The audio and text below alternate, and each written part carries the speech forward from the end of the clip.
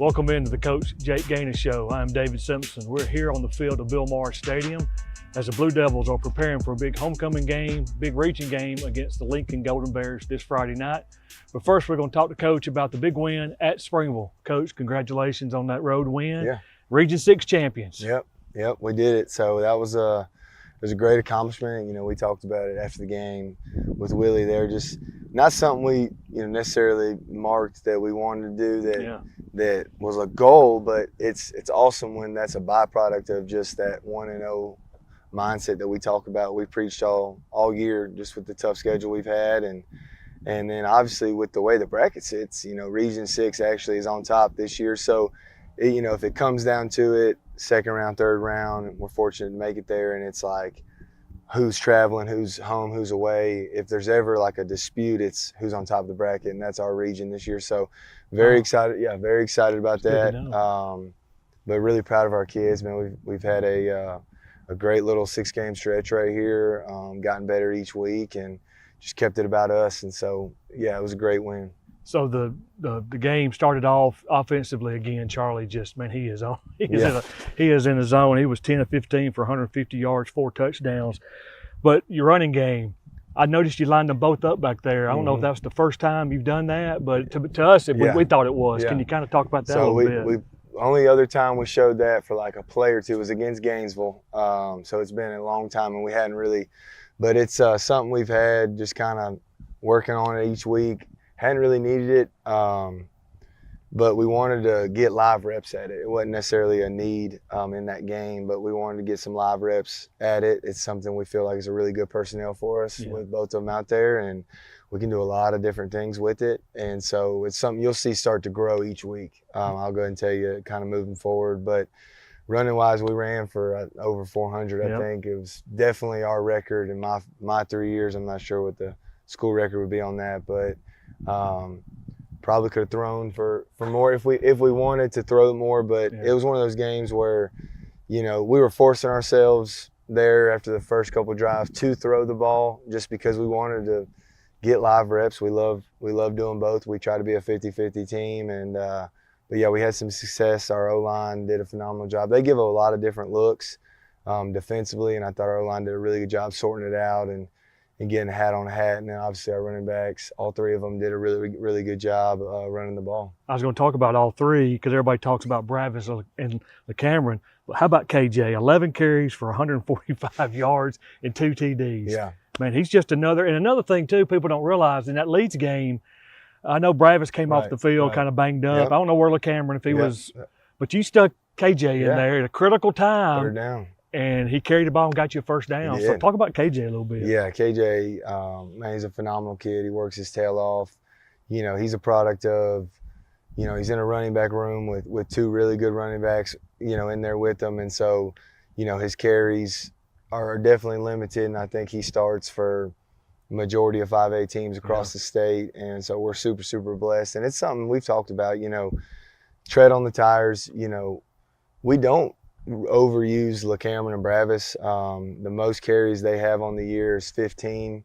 I don't even remember which game it was, but keeping them pretty limited. So if you look at like the total stats from the year now with KJ in this past game having a big game, he's not equal, but he's pretty close in terms of just overall carries, and that's wear and tear that they're spreading out. They're not all taking that, and so I'm really proud of him, and his role will continue to grow in our offense, and man, really excited, especially with that 2-back system we're talking about. So he definitely fits into that well. Well, Friday night you were pretty much in command of the game all the way through.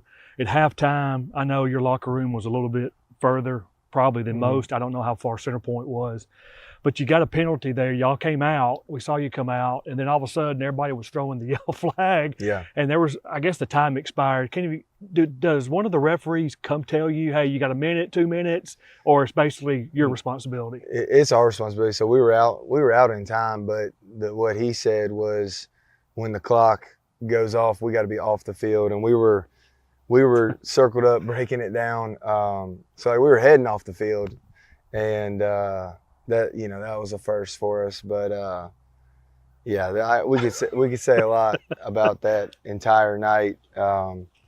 that crew, they were a younger crew. They're learning and growing, and it was But it could have been a pivotal moment in the ball game with a penalty like that. Yeah. So we were talking about it. I always thought that the referee would say, "Hey, you got 2 minutes," but yeah, that was a first, getting a delayed game out of half, but being out there, just not being off the field when they wanted us to. So. Well, Coach, congratulations on that big win. Undefeated in the region. Got one more. We'll talk about that in a minute. But it's been 20 years since the Blue Devils can claim a region championship outright. So that's another big accomplishment for everybody involved, your coaching staff and all the Moody family. Well, thank you for your time right here to talk about the Springville game. But when we come back, we're going to talk to Kaden Smith and Josh Willet. You're watching the Coach Jake Gaines Show on the 411 Network.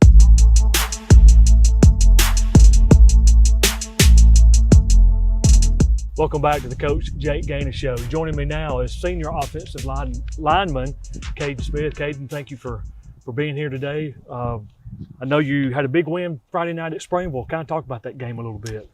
Yes, sir. We had a lot of fun going out there. Just practice that week was a lot of fun for the guys, and going out there, just working on our stuff, having fun with each other. So what's your thoughts about winning a Region 6 championship? I know Coach Gaines said it really wasn't much of a focus this year, but it's the first time you're part of a team that's won a region championship. It's been 20 years since Moody has won a region championship. Can you kind of explain what that means to you? Yeah, so like I said, it was a lot of fun considering it's been 20 years. But that wasn't our focus this week because we're focused on getting to the state championship and winning that. But along the way, picking that up, it was a lot of fun for the guys, especially for knowing Coach Campbell and all of them were playing for the last time. Coach Wiley was here and Coach Campbell Coach Wiley, here. It was a lot of fun to do it for those guys. That's great. So now Friday night, back here at home, playing in front of your home crowd. It is homecoming. There's going to be a lot of extracurricular activities. You heard Coach talk about that. Yes, sir. So staying focused. And Lincoln struggled this year. How do y'all prepare this week knowing that your opponent has had a tough year? We just focus on us. We got to focus on going 1-0 every week. We got to control what we can control, work on our stuff, and not really worry too much about them. Okay, that's a way to do it because homecoming can be a lot of distractions. So a couple of questions for you here, 5 questions I want to ask you. What's your favorite class here at Moody High School? This year I've got office aid, so I get to help No out. way. I get to help out Dr. Walters with anything he really needs. Okay. So you're like his assistant, huh? Yes, sir. Do you get graded for it? No, not really. So what's your favorite music or artist? And artist? I'll probably say the same as last year. I'll probably go with Zach Bryan. Zach Bryan. He is I didn't know about Zach Bryan until a lot of people talked about him, but he's got a lot of he's a good artist. Yes, sir. What's your favorite athlete? College or pro or high school? I'll say right now I'll go Parker Brailsford. He's the center for Alabama. Okay. What's your favorite food? Whew. You're a lineman, so you gotta love food. I know that. Nothing beats a good cheeseburger. From where? A home-cooked cheeseburger. Home cook. There you go. So what's your favorite childhood memory? Favorite childhood memory? Growing up with the guys playing football. Yeah, okay. Playing alongside with Jackson and Brennan and Eli Walker, all them, because we all grew up playing football together. That's just always fun. That's great. So when football's over, has any colleges looked at you any? You got any kind I'm talking to a few colleges right now. So when football's over, college is over, what's Kaden going to do with his life? Well, I think about getting a degree in kinesiology if I go to college. Okay. So be a trainer, like a physical trainer, or just joining the police academy like my father. There you go. All right, well, Kaden, I appreciate your time today. Praying for a good game, healthy game Friday night and the rest of the season. Playoffs are coming up, and that's what y'all worked all in the off season for. Yes, sir. Get to the dance, and you're getting closer to the dance. So, Kaden, we appreciate your time, and good luck this Friday night. Yes, sir. Thank you.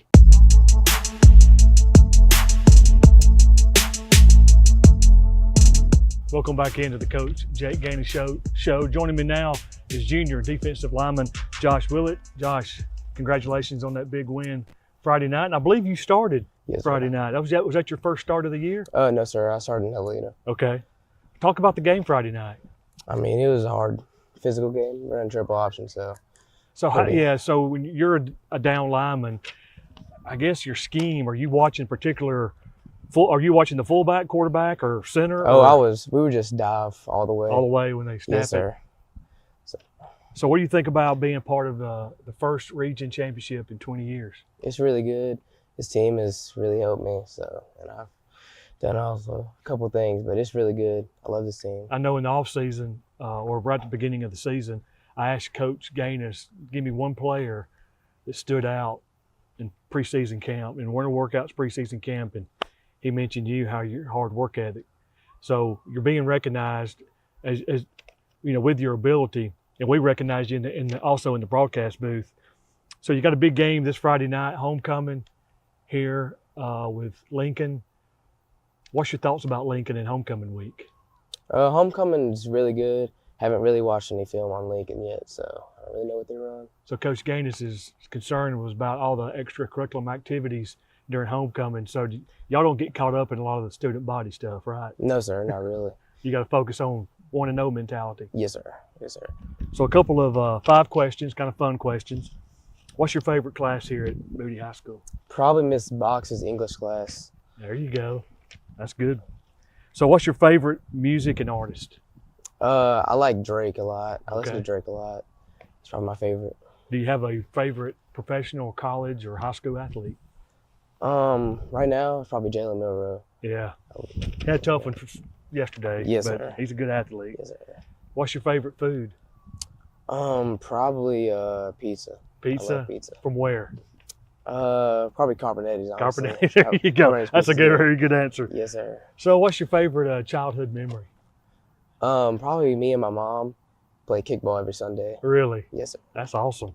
What's the plans for the future when you get done with football and in school? What's Josh want to do? Kind of want to become a state trooper for Alabama. Okay, So, that's great. Well, good deal, Josh. Appreciate you taking the time today.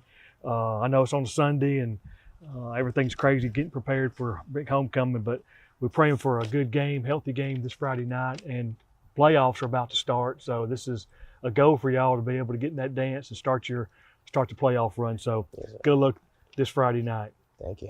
When we come back, we're going to talk to Coach Jake Gaines about the Lincoln and homecoming game this Friday night here at the Bill. You're watching the Coach Jake Gaines Show on the 411 Network.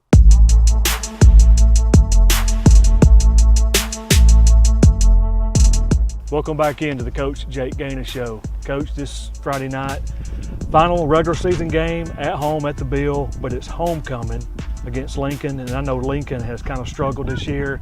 How hard is it, because your kids are smart, they look at social media, how hard is it with homecoming and with Lincoln struggling a little bit to get them, I guess, motivated? Yeah, the homecoming, the homecoming is its own entity. There's a whole bunch of hoops we got to run through this week.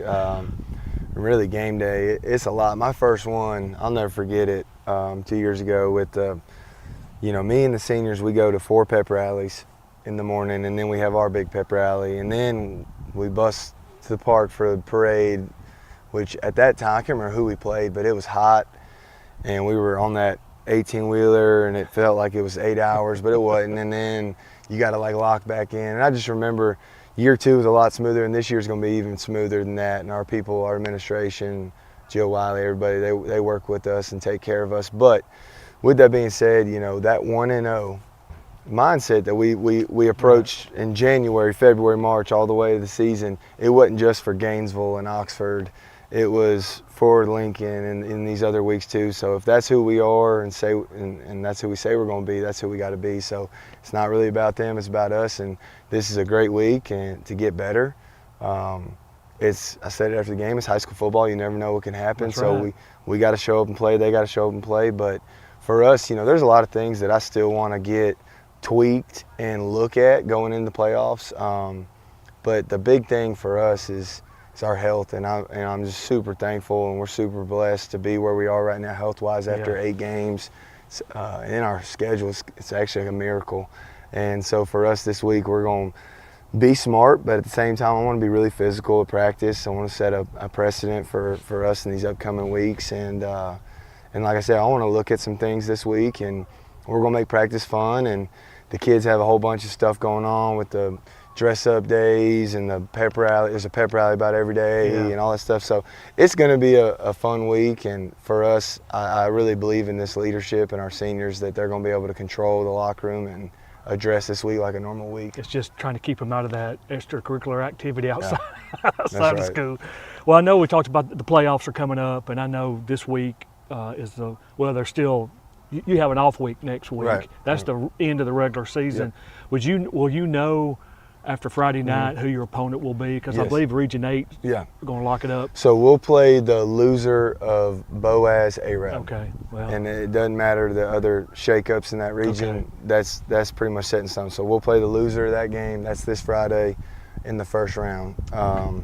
And then as far as like how you want to extend the bracket, there's still a lot of moving parts with the other regions. But for us, we'll play the loser of Boaz Arab. Okay. All right. Well, Coach, thank you for your time today.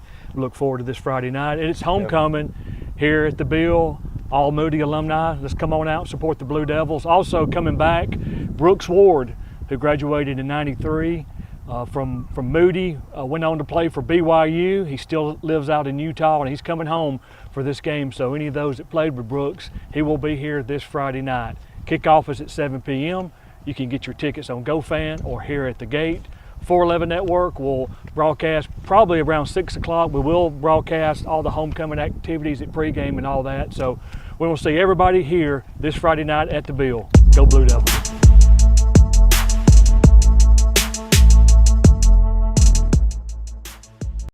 Excellent care for your trees starts and ends with us. Backed by a 15-year history of integrity and safety, we're dedicated to preserving the health of your trees while ensuring the safety of your home. Advanced tree care requires experience and expertise. That's why our team of experts, led by an ISA-certified arborist, specializes in pruning, tree removal, disease treatment, and preventative maintenance. Enjoy your trees for years to come. Call the Arborist, your trusted source for tree care.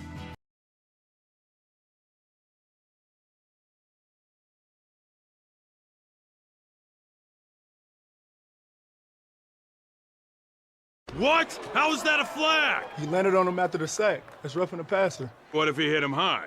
Roughing the passer. And low? Roughing the passer. Well, what if he tramples him and then he's like, oh no, and he tries to go back and he tramples him some more and he's like, I'm so sorry. Wait, what?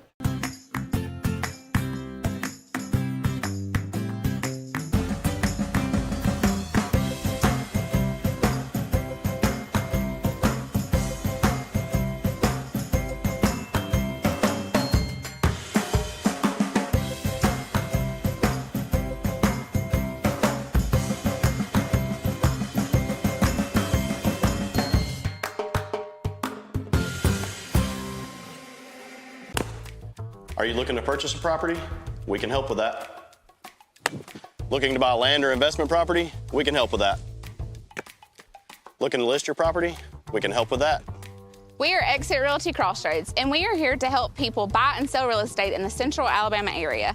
Our local and knowledgeable agents are here to help you through every step of the process. Go Blue Devils.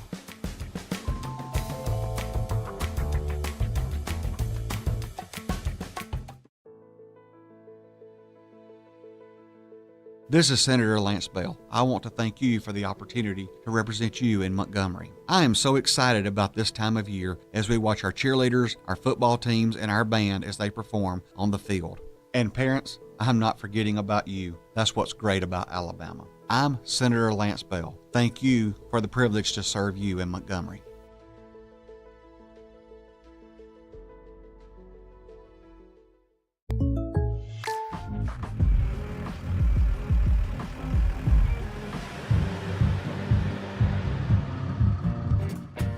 Contact Bart Perry for an auto quote today.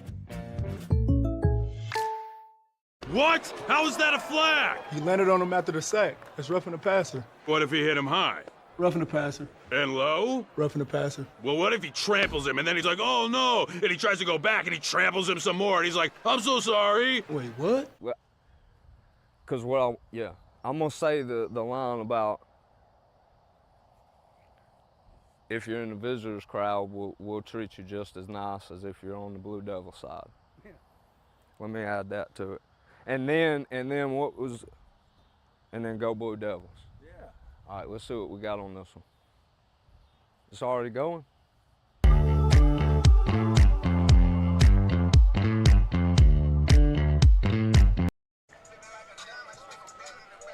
Webster defines homecoming as the return of a group of people, usually on a special occasion, to a place formerly frequented or regarded as home. Deep within our hearts lie memories shared these years gone by, as we sing our alma mater, our own Moody High. Time may cause us separation as we choose our fate in life. Naught cause us to forget thee, hail to Moody High. Tonight marks the final regular season home game, or in the regular season game of the 2024 season. Your Blue Devils are 6-2 overall, 5-0 in Region 6. They clinched the region championship last week with a win over Springville. And tonight is homecoming here at the Bill. A lot of activities pregame and during halftime. All of that will be broadcasted live here on the 411 Network.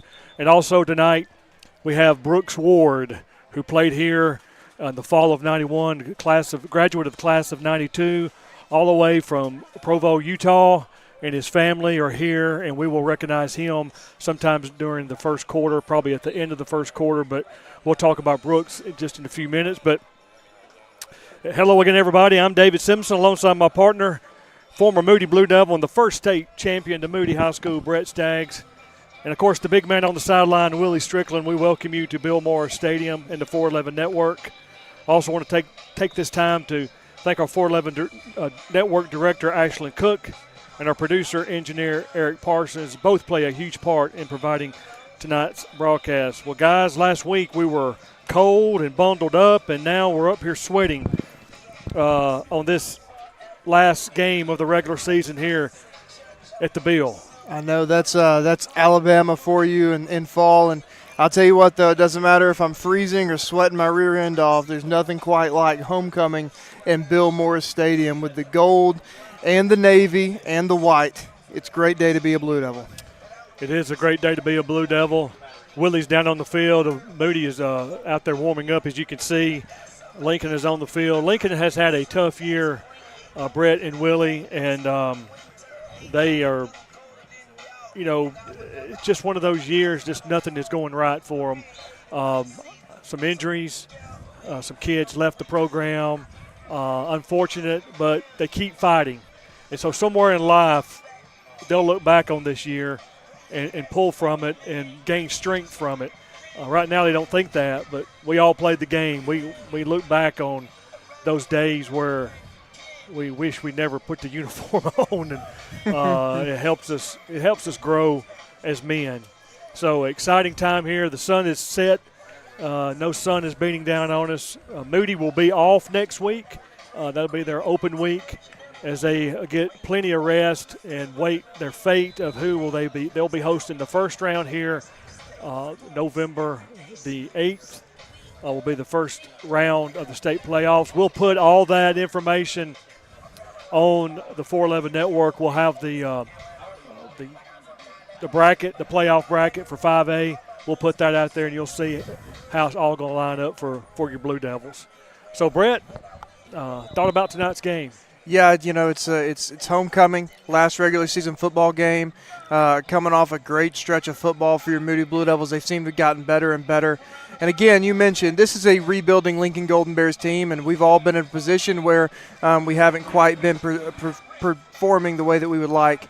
But for the Moody Blue Devils, it's not about Lincoln tonight. It's about Moody. The standard is a standard no matter how you're playing. So I want to pay close attention to things like playing your assignment, being in the position that you're supposed to be in, not having a lot of penalties, lining up fast to the ball, playing with speed, playing with ferocity, and just being where you're supposed to be and playing a clean football game.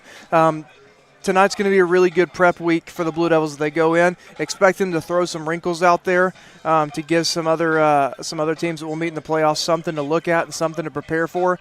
But, I mean, I really think that these last few games of the football season shaped up well for the Blue Devils to be strong moving into the playoffs. Willie, thoughts about tonight's game? Well, you know, pretty much what Brett said. It's been a tough season for Lincoln. And – I'm just, you know, my thoughts is, you know. Showing your age there, brother. you know, I'm thinking about, I've been on that side, you know, where, you know, here and over there, you know, with a winless season. And it's tough, you know, especially if you've had players leave and stuff like that. And, you know, I think, and I got it written on my paper here, you know, by now they're just ready for it to be over. Yeah. Just ready for it to be over. You know, but like Brett said, we still have to do our part. We still have to play Moody football and handle our business so we can go into the playoffs, our bye week, and then the playoffs, you know, still hot. And this game, to me, what I'm concerned about is just keeping everybody healthy. You know, your first teamers, obviously, and your second teamers, keeping them healthy. No freak injuries tonight that could, you know, I don't want to say set us back during the playoffs, but could, you know, change the outcome, could hinder it a little bit, you know, put a little bit more pressure on us. They're going to be pressure anyway when you get in the first round, because it's like the March Madness when anything can happen when you get in that first round. So it's a lot to work on. Like you said, they're going to probably show a few wrinkles tonight, and Moody will, and we'll just see how tonight goes. Again, we mentioned Brooks Ward is here. He played football here at Moody High School. His graduating class was 1992. Him and his family are all the way from Provo, Utah. Brooks played. He was the first Moody football player to sign a scholarship to a D1 Power 5 football program, and that was Brigham Young University. He went out there, did his mission for 2 years, and then played 4 years of college football. Now he is in the Nebo school system out in Utah. He brought his wife, Tirsa, and his daughter Lucy and son George are here with him. And we toured. They got here about 4:30 this afternoon. And we toured his old high school, which is now the junior high. Yep, the Fish Bowl. The Fish Bowl. And we walked around the bottom and showed his kids. And what was kind of funny is he found the teacher's lounge, and he told his kids, he goes, what I remember most about that teacher's lounge is when you open that door, the cigarette smoke coming out of there. And then I said, well, did the students have a smoking pit? And he goes, well, yes, we did. And his kids were just looked like they had just, you know, saw the Loch Ness Monster or something. They couldn't believe that people actually smoked in school, and showing our age. But he went to the office, could not go inside the office. It was locked, but he told his kids he did get a paddling in there. Arguing over Ty Detmer winning the Heisman Trophy, being a Heisman Trophy candidate. Got into a fight over it at school and ended up getting a paddling from the principal, which I don't know who the principal was back in his day. But he played for Coach Wes Simpson. We tried to get Wes here tonight. Unfortunately, his wife Ina is having some health issues, and he's not able to make it tonight. We understand that, but we know he's watching tonight. And Wes, we're thinking about you and Ina, and all prayers up for Ina's speedy recovery. But he played for Wes. Just talked about the memories here at Moody and the going in the dressing room and saying that this was actually the coaches' meeting room was, I believe, their dressing room. And then the coaches' lounge, where they go in the coaches' lounge, where the coaches have the couches and stuff, where they kind of relax, that was their, I believe, weight room. That's actually, it's the truth. One of my friends who played football during Brooks' time, I would come up here with him from Leeds sometime and go back there and work out. So I've worked out in that old weight room that he was talking about. So that's true. A lot of improvement since his day here at Moody, but he is tickled to death to be back here. He talked to Coach Gaines, and a lot of the coaches came up to him. He met some of the players that came up to him, and went over to the Devil's Den and was buying merchandise for his family, something to take back for them to remember this night. And I told his kids, I said, right now you don't understand what is going on, but as you get older, you'll look back on this night and you'll be thankful you were here with your mom and dad for this special night. So I won't say it's Brooks Ward night as homecoming. I told him, I said, Brooks, it's homecoming tonight. And he goes, yeah, I figured that out. A quick story about how Brooks ended up coming back home for tonight. So last year when we started the 411 network, Willie and Brett, we talked about trying to get more of the former players back for a home game and recognize them. And we've reached out to a few, no responses. So we're still working on that. So anybody that played in the 80s, 90s, and Brooks played in the 90s, but 2000s, we're trying to bring some of the former players back as a homecoming, whether it's officially homecoming or not. But anyway, sure. Brooks talked about him coming last year, and he tried to work it out and was unable to do it. He said, well, maybe I can do it, the 2024 season. Well, didn't hear from Brooks, until about 1st of August. I get a text from him. Is the invitation still open? I said, yes, sir, it's still open. He goes, well, we're looking at the last game of the season, October 25th, at home. I said, well, confirm you're coming, and I'll make sure with Coach Gaines that it's done. And so he said, hey, we're coming. It's locked in. We'll be there. So I go to Coach Gaines and said, Coach Gaines, Brooks Ward's coming back. Gave him the whole spiel. I said, do me one favor. He goes, what's that? I said, do not move this game to Thursday night. being the end of the season and having an off week, coaches like to have that one day of rest. We all know that. It happens. And I was like, he looked at me kind of funny. I said, please, because I could see that being, Jake gets busy. He prepares for his opponents, and he's not even thinking about a lot of this other extracurricular activity we got going on here at the stadium. So he said, okay, I get it. I won't cancel it. I actually reminded him, like during the season, I said, hey, remember, don't move that game. And, he gave me the thumbs up. So anyway, it all worked out. Brooks is here with his family. Brett met him, his family. Willie spent time with him. Brett, you also spent time. He spent time with a lot of people. Yeah. But he's one person he told me he had to see tonight. Guess who that is? Take a guess. Bill Morris. Bill Morris. He said, where's Bill Morris? I said, you didn't see him when you came in. He wasn't taking up parking money. He probably charged you, didn't he? He goes, no, he wasn't out there. But no, Bill, I talked to Bill. Bill's excited about Brooks being here, and we're looking forward to them meeting. But Brooks will be recognized sometime during the first quarter, probably at the end of the quarter. Already got approval for that, so we're excited for that. But we're going to take a quick break, and we'll come back. We'll dive into our game day pick'ems and give out how people did last week overall and see what the picks are for this week. You're watching Moody Blue Devil football on the 411 Network. Play hard, play to win.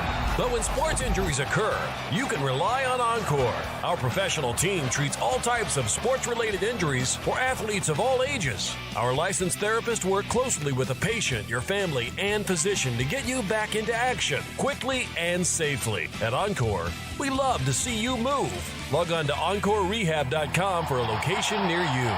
Excellent care for your trees starts and ends with us. Backed by a 15-year history of integrity and safety, we're dedicated to preserving the health of your trees while ensuring the safety of your home. Advanced tree care requires experience and expertise. That's why our team of experts, led by an ISA-certified arborist, specializes in pruning, tree removal, disease treatment, and preventative maintenance. Enjoy your trees for years to come. Call the Arborist, your trusted source for tree care.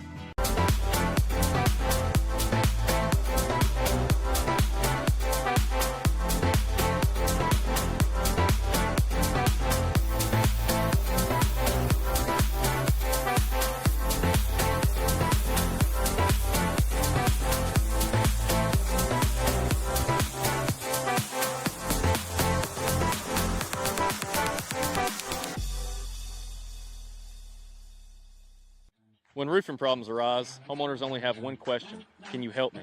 And at Revolution Roofing, the answer is absolutely. And we'll help the right way. That means a free roofing evaluation, quality workmanship on the project, and open communication throughout the process. We're also licensed and insured and provide a lifetime warranty on all new roofing systems. Plus, Revolution Roofing is a local company. We live and work in this community, so we are always around. Contact us today for a free evaluation. Are you looking to purchase a property? We can help with that. Looking to buy land or investment property? We can help with that. Looking to list your property? We can help with that.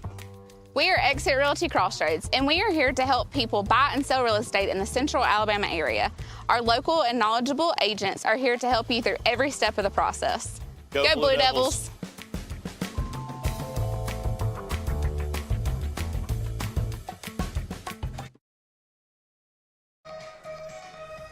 Welcome back to the 411 Network. Now we're going to be in our game day picks. We got about a couple of minutes before the Moody High School Band takes the field for homecoming, so we're going to get through these pretty quick. Last week, Brett Staggs, Ashlyn, Willie, and myself, and Brett Madison were 8-2. Eric was 6-4. Overall, Brett Staggs leads 68-20. Brett Madison 67-21. I'm 63-25. Willie's 60-28. Eric's 55-33, and Ashlyn's 54-34. Game 1, Raglan Purple Devils 4-4 at Idler Hornets 0-8. Willie. This will be short because these two teams have never played each other. I'm picking Raglan to get above 500 tonight. Brett Staggs. I'm with Raglan as well. Brett Madison, Eric Parsons, and myself picked Raglan. Ashlyn Cook picked Idler. Asheville Bulldogs 1-7 at Cherokee County Warriors 8-1. Willie.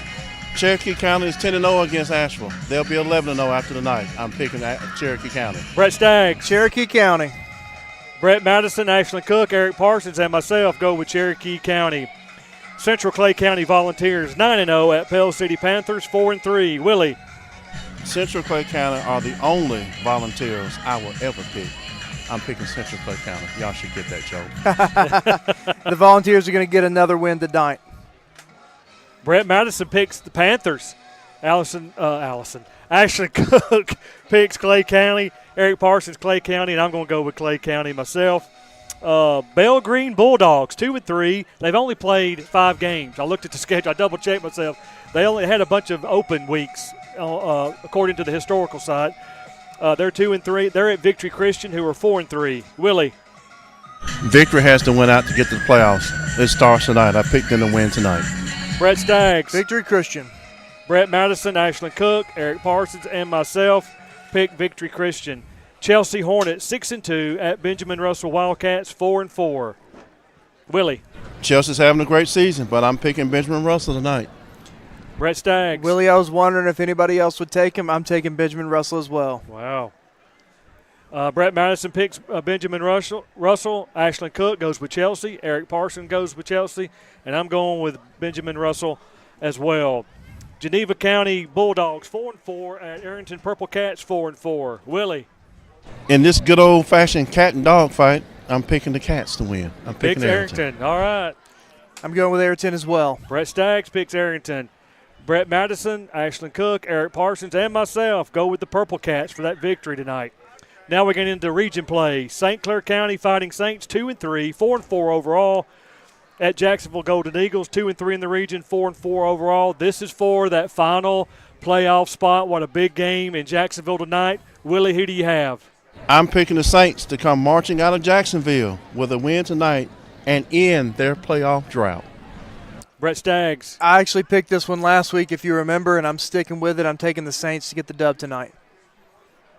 All right, Brett Madison, Ashlyn Cook, Eric Parsons, and myself go with the Saints to get that 4th spot this year in Region 6.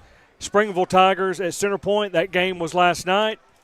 Everybody picked, I believe, Center Point. Willie, confirm? Willie? Confirm. My microphone was acting up. Brett Staggs. Confirmed. Yeah, everybody picked Center Point. Pelham Panthers 1-7 at Leeds Green Wave. They're out of region play tonight. They're 5-1, 7-2 overall. Willie, who do you have?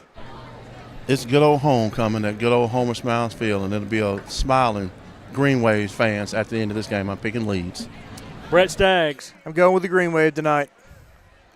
Brett Madison, Ashlyn Cook, Eric Parsons, and myself also go with the Greenies to get that win at homecoming tonight. Game number 10, last regular season game for the Blue Devils. Lincoln Golden Bears, 0-5 in the region, 0-8 overall. Here at Moody, take on the Blue Devils, who were 5-0 in the region, 6-2 overall. Willie. I'm picking the Moody Blue Devils to come out with a big homecoming win tonight. Brett Staggs. So in high school football, there are upsets and there are catastrophes, which is what it would take for the Blue Devils to lose tonight. Unfortunately, I'm going with the Blue Devils to win. Brett Madison, Ashley Cook, Eric Parsons, and myself picked the Blue Devils to go 6-0 in the region, first time, I believe, in 20 years. I don't know if in 2004 if they went undefeated to win that region back then. But we're getting ready to have you see on the screen there the Moody Blue Devil Marching Band homecoming festivities tonight. Exciting time. Welcome back all the alumni that are here, and welcome to all the alumni that are watching on the 411 network. We're glad you're tuning in tonight. A lot of activities going on.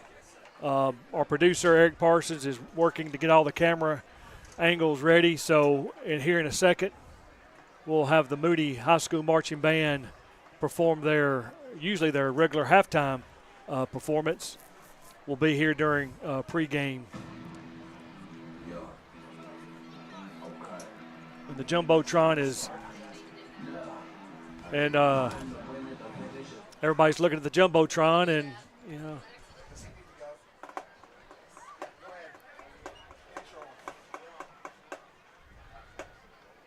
Now taking the field is representing Moody High School on Marching behalf Band. of St. Clair County Superintendent Dr. Justin Burns, Principal Dr. Chris Walters, Band Director Dr. Bradley Sargent, Auxiliary Sponsor Brittany Hathcock, and Auxiliary Captain Gabby Warren, Hannah McCombs, and Olivia Downey.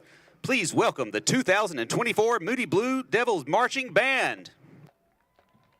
Tonight's performance of our show, Blue, features the classic blue-collar man from the American rock band Styx and the jazz standard Afro Blue by Mongo Santa Maria, Shake a Tail Feather from the iconic film The Blues Brothers, and The Blue Sky by the Electric Light Orchestra. Drum major Alexa McCain, is your band ready?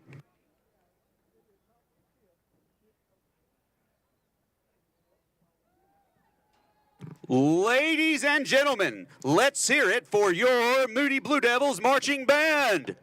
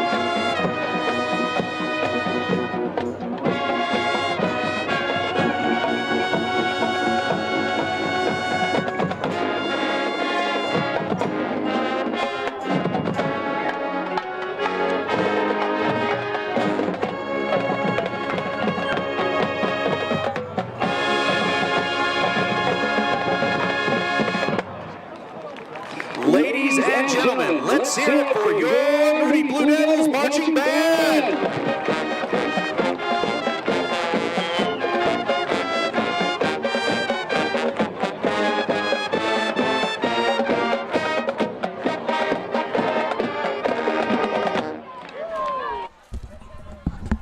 All right, welcome back to Bill Maher Stadium here at the Moody Blue Devil Marching Band performing here pregame before kickoff. We're about, looks like 20 minutes before kickoff.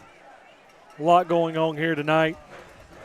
Big game, big region game, the final regular season home game for your Moody Blue Devils in the regular season game as we get ready for playoff. Coming up in 2 weeks from tonight, we'll be back here at the Bill, but we will know our opponent after tonight. It's the game between the Boaz and Arab, I believe, Brett Staggs. That's right. So whoever loses that game will be coming here to Bill Maher Stadium on November the 8th. I don't know about you guys, but I'd kind of like to match up with Arab in the first round. Yeah, a little revenge game there. Absolutely. We'll post all that information on social media on the 411 Network. Again, we're going to go back to Brooks Ward because during the not halftime, but as the Moody Band was playing, Coach Simpson reached out to me and gave me some more information on Brooks. So Brooks Ward was a state champion in track and shot put. Did you know that? I had no idea. I didn't either. As well as his teammate Tony Hicks. Tony Hicks was a very outstanding athlete here at Moody, who was a multi-state champion in track, 100 and 200 meters and 60 meters, indoor track. Brooks was a first-team all-state selection on all of the teams, Birmingham News, Post-Herald, Alabama Sports Writers Association, and made an all-American team. I believe it was the bigger, faster, stronger team, which Tony Hicks was also a part of. So a little more information on Brooks Ward, who is back home tonight for this game.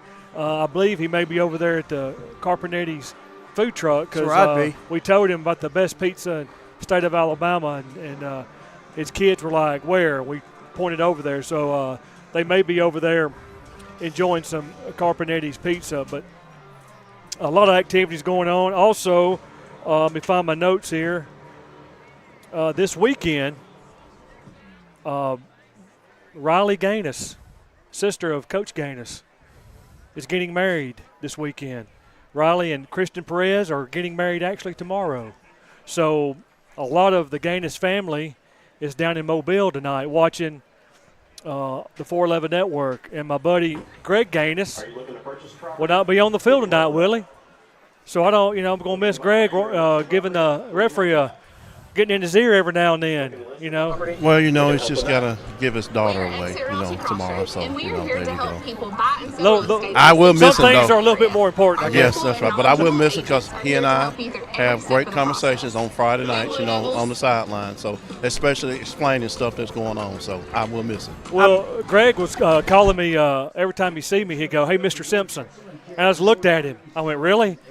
Mr. Simpson?" I said, "Please call me David." And he laughed. So Greg's a great guy. Great Gaines, the family's great, and I know they're down. And he was telling me, Jake was telling me earlier that Peyton and the whole clan is down in Mobile. I think this may be their first game they may be missing here at Moody, or I don't know if it's first game ever. I'm not sure about that, but anyway, they are not here tonight. They're down in Mobile getting ready for that big wedding. Riley Gaines and Christian Perez. And Coach Gaines will be traveling to Mobile tomorrow. So safe travels for him as he goes down there for that wedding. So a lot going on. I also want to give a shout out to Melissa Johnston and Steve Johnston. They hooked us up again. Yeah, they did. They brought us some. Willie, I don't know if you were up here. What do we have? Because I was not up there. We have So Sweet from Melissa. Some of those s'mores, and I can't think those names you call them. Those little cake things. There's a name for it. Pettifours. That comes from our great director and producer, Eric Parsons. So she hooked us up with some pedophores tonight. S'mores pedophores. I will. Well, they ain't many left, bro. Oh, well, those are mine. I haven't had one yet. Yeah, you have. No, I haven't. They're good. I can vouch. But look, if you need some pedophores for a party, I'm gonna go ahead and give her some free advertising. I can, it's better to ask for forgiveness than for permission. That's old Bill Maher saying, FYI. So I'm gonna go ahead and do it. If you need any pedophores for a party or a baby shower, a wedding shower, or whatever, So Sweet Melissa is So Sweet by Melissa is what you need to do. Yeah, she'll figure they're very, very good. And I took a picture and sent it to my family, and they're all wanting one. So I may have to hide these. No, I'm just kidding. I'm going to get my one. 411, That's 411. all I need. Actually, I just need one. It's got a lot of carbs, Will. Aren't you watching the carbs? Well, cut it in half. Oh, no. Yeah, we'll cut it in half because I got a bowl of crinkle fries down here that I've been munching on. Yeah. I don't think they have any carbs. You know what, though? Gabe. I make it up tomorrow. I'm doing 2 workouts tomorrow, so I'll make it up. Glass half full, right? There you go. 2 workouts. Well, I may have to do a Peloton workout. And I'll be sure to think about you guys while I'm sitting down watching football. A lot of college football tomorrow. Amen to that. But I will get my 2 workouts in. You're dedicated. So we're about a little under 15 minutes before kickoff. Homecoming here at the Bill. Cars are still coming in. People are still coming into the stadium. A decent crowd for the Blue Devils of homecoming. So just a great night of football, guys. It is, and I'm looking out, hoping to run into some of my friends around halftime. I'll be splitting duties announcing the halftime festivities. Been practicing my names all week. Got to get that stuff right. Yeah. You know what that's like. Yeah. Me and Willie praying for you. Oh, yes. Hey, brother. Have at it. Doing the PA, and Willie's right there with me. Homecoming and senior night. We did not look forward to those because you had a lot of mamas and daddies and grannies and grandpas and aunts and uncles in the stands, and if you mispronounce a name, they let you know it pretty quick. That's right. Also tonight, real quick, especially the wedding party down in Mobile. I know you're watching. Coach Gaines said you were watching. How about taking a picture, watching on the 411 Network, email it to 411network@sccboe.org, and we'll put it up here on the screen on the broadcast tonight. Anybody, but the wedding party, we'll give them some love tonight as they're getting ready for a big wedding this weekend. I paid my dues. I was watching a College Game Day last Saturday and saw an entire skit about weddings during football season. And there's just so much to say, and I was sitting there getting ready to agree, and then I remembered my anniversary is November 21st. Okay, you got married on a football weekend, right? I sure did. What game was it? I had a little bit going on that day. I don't really remember. Good answer.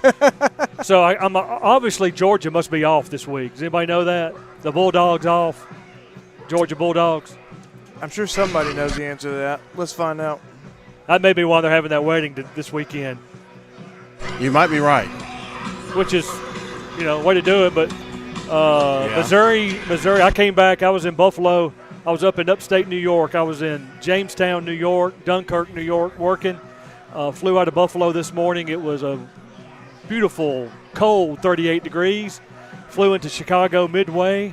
Getting on the plane, I was bombarded by a bunch of Bammers and Missouri people. And it was kind of interesting. I just sat there and just listened to them, and, they love their school. I give them that. They both do, and it was kind of getting a little loud there, but all in fun. And Auburn's on the road up in Kentucky, so they may be, a lot of Auburn fans may be hitting that bourbon sometime during that broadcast. Keep an eye out. Because our Tigers are a little struggling there. So keep an eye out for Amon Lane Gaines. We got some word that he's going to get some PT and some special teams. He's been working hard all season to make a name for himself, and that's finally starting to pay off. So congratulations to him, and I did confirm Georgia is off tomorrow. Okay, so that's why Coach Gaines will be at the wedding. Well, hey, much deserved off week for them after what they did in Austin, Texas last week. That's right. That's right. College football is just it's going to be interesting to see who the 12 are and who the lowest seed, that 12th seed, how far they go. How far they, because the playoffs going to be great when they get that going. Looks like we're getting ready to start pregame here, waiting on the signal. My producer just mentioned in my ear they're getting ready for prayer, national anthem. We will be having a moment of silence tonight in memory of the tragedy up in Lincoln. Want to remember all the families involved at Lincoln. We're thinking and praying for you guys. Know that your friends down here in Moody care and love y'all, and may God's grace comfort y'all during this difficult time.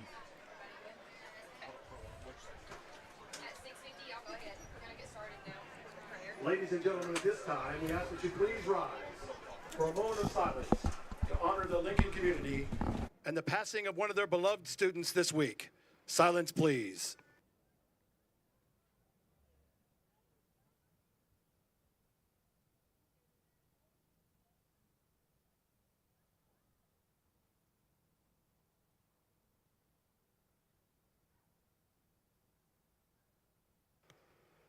Thank you.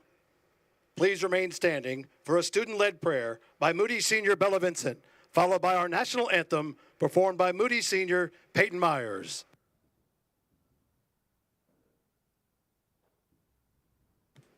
Heavenly Father, our hearts are with the entire Lincoln community tonight. Please wrap your loving arms around them and give them peace and strength only you can provide.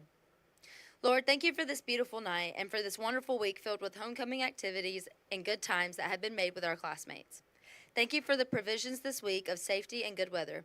Lord, I lift this game up to you, and may you be glorified by our sportsmanship and teamwork. We ask for your protection over everyone here, especially our players as they compete. May tonight be filled with core memories as we end this incredible homecoming week and our regular season. May we honor you in all that we do. Lord, I ask that you give Lincoln safe travels back home. In Jesus' name, amen.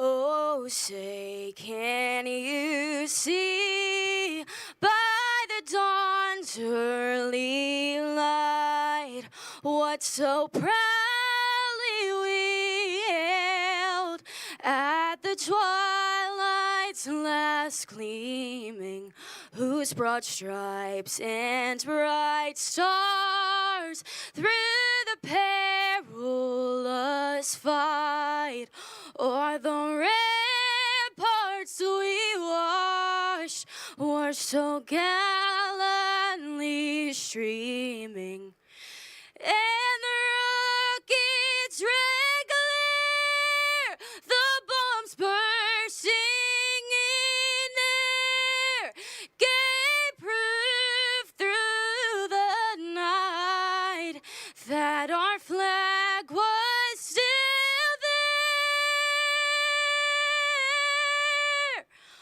Oh, say does that star-spangled banner yet wave o'er the land of the free and the home of the brave?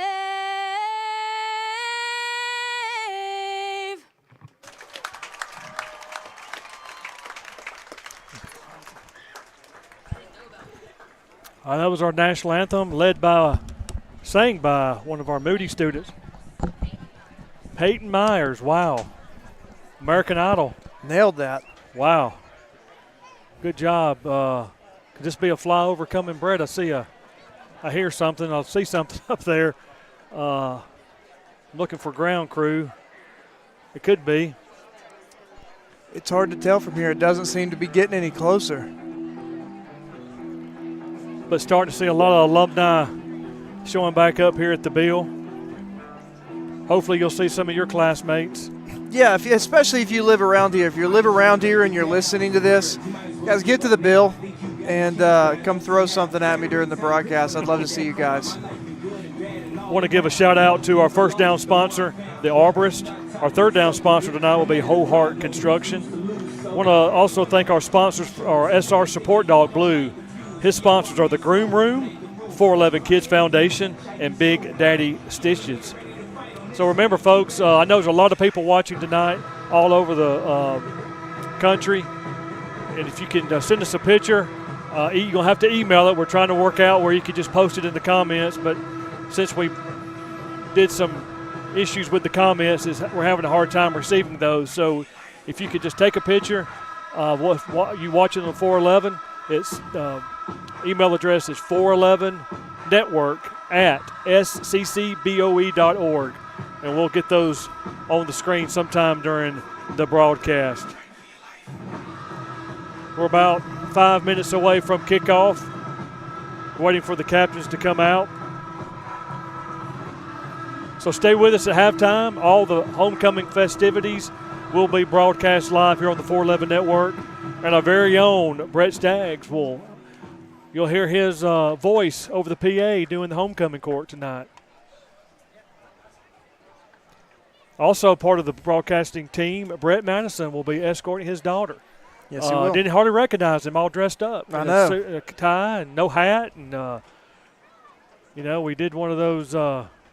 He looked very nice tonight. He looked great.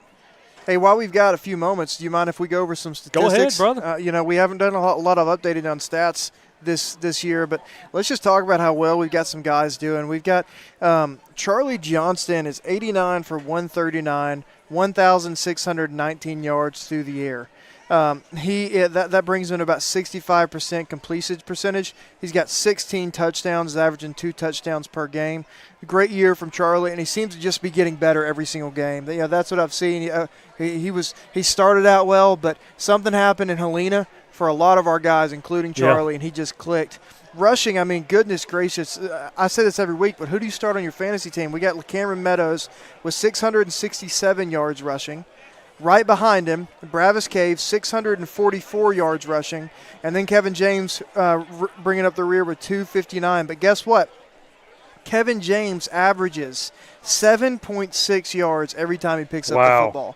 I mean, you're talking about a guy. Come on now. Yeah, he's pulling in number 3. Everybody that watches the broadcast, everybody that watches Moody football knows what he is to this team. And Coach Gaines mentioned it in the Coach Gaines show. I mean, he's just in there with the beast in the bus. So what do you say? Bravis averaging 6.5 per carry, and LeCameron averaging 8 yards per carry. LeCameron with let's see how many touchdowns. He's got 7 touchdowns. Bravis has 6. KJ has 3. And LeCameron and Bravis each have 4 100-yard-plus games total.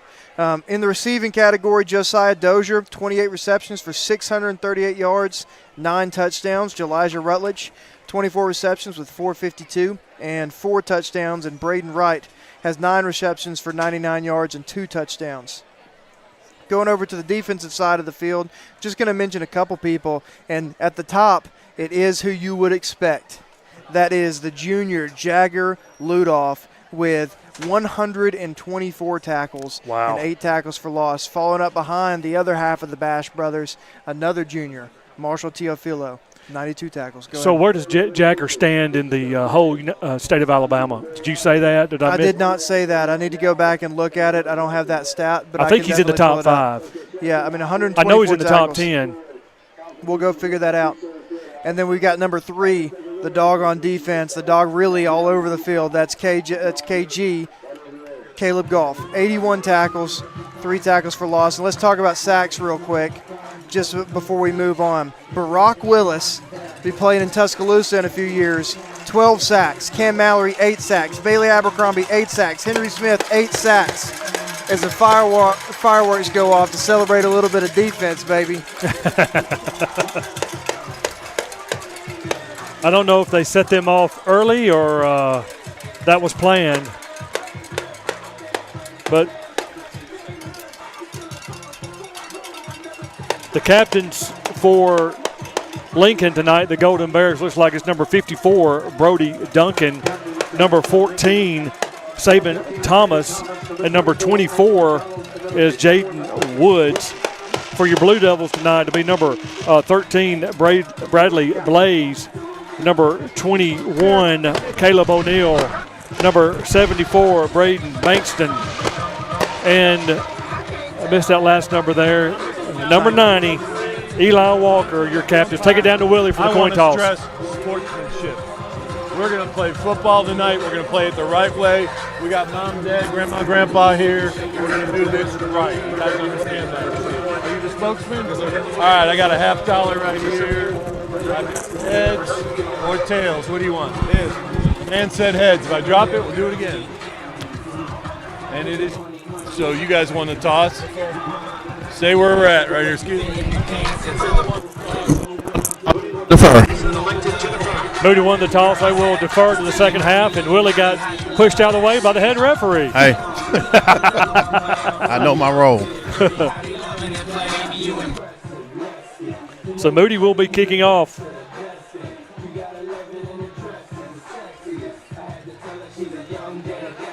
And you know I love to start off on defense. Let that death row defense show you something, and you know that they're hungry for another goose egg tonight. And just we've talked about it until we're blue in the face.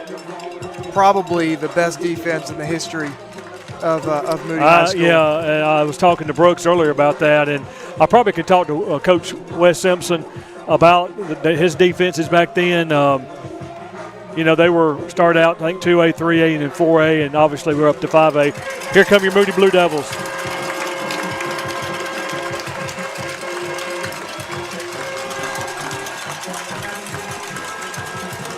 And now, always look forward to the Stags' steps to victory. Step one tonight is maintain the standard. Judge by the excellence of your execution and not by the scoreboard. In a game like this, it's easy to start looking at the score and taking it easy, but make your blocks, play your assignments, absolutely no lazy plays. It's time to go into the postseason better than ever. Step two, play clean and fast. Doing one or the other is easier than doing both. Let's get prepped for the postseason by cleaning up that laundry and playing aggressively in between the whistles. And then number three, let's let the young boys eat. It's a miracle that at this point in the season, with the schedule that we've had, that we're as healthy as we are. Let's get some game reps, get our starters some opportunities to sharpen their skills a little bit. But let's let them young boys eat. Let's get some other folks reps, because you never know. They're always one snap away from playing meaningful football. And that is tonight's Stags Steps to Victory. Awesome, Brett. Always look forward to the Stags' steps to victory. And we got a little intel, and I'll let you go ahead and lead with it, from Coach Campbell earlier about the first defensive series. Yeah, you're going to see something interesting, see some numbers that you're not used to defensively and offensively for the first series.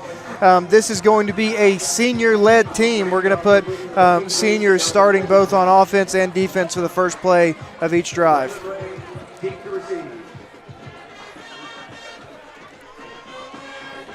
Cal Overton has it teed up. Back to return for the Golden Bears is number 13, Braylon Ray.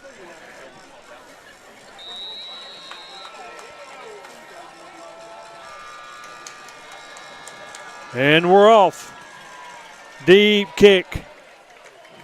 Taken by number 2. He's at the 5-yard line. He's looking for a little run room. Stutter steps, and he's brought down about the 16, 17-yard line. Great kick and great coverage by Moody Blue Devils. That's a great way to start a football game. All seniors pretty much out there tonight on the first series for the defense. Yeah, you see Caleb Gorey in there at DB. You got Eli Walker in at D-line. Number 99, Davian Smith gets the start tonight. First and 10, Lincoln at their own 17. So 1st and 10, Bears. They send a man in motion. Low snap, and there's Bailey Abercrombie right there. That play lost probably maybe lost 1 yard, so it'll be 2nd and 11. Yeah, that's exactly where he needed to be. He shedded that block and made a tackle. And what a great job. Those young men, this could be a blue map season. They'll be able to look back 40 years from now and tell your kids, Hey, I actually started on that first That's right. Moody Yeah, High School yeah. State Championship football team, and that's what Coach Gaines was thinking about. It's a great way to honor those kids tonight. Number 95, Josh Willet, in there on defense, getting another start this week. There's a snap. He's off right guard, and picks up about 3 yards.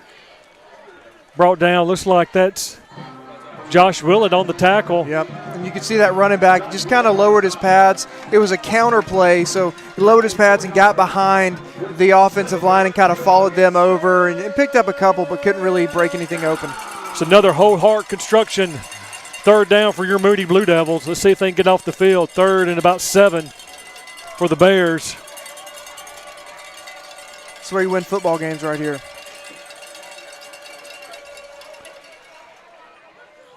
Pass intended for number 11, Hudson Mans, falls incomplete. So a lot of more players on the punt team. Yep. That's where you see a little bit of scheme from Lincoln. Playing against an aggressive defensive line like Moody, you can't just let your quarterback sit in the pocket. They let him roll out, move the pocket. He had a little bit of time to throw, just couldn't connect with his receiver right there. Caleb Goff is your return man for the Blue Devils. Let's see if they come after it, Brett. They've been wanting it all season long and almost got one last week. High snap. Oh, that was almost it.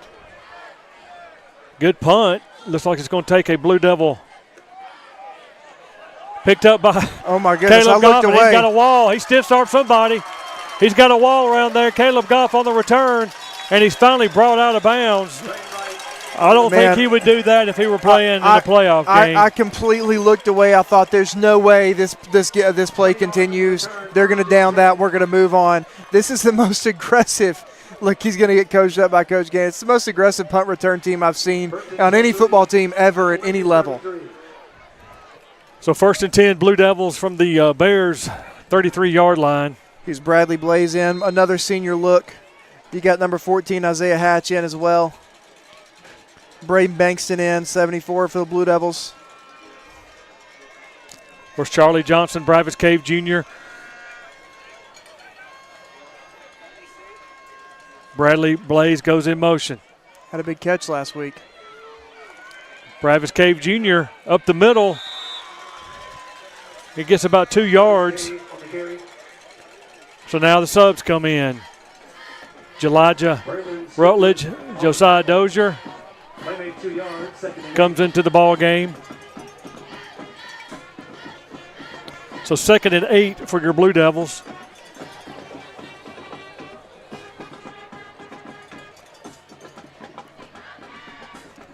Charlie waits on the snap.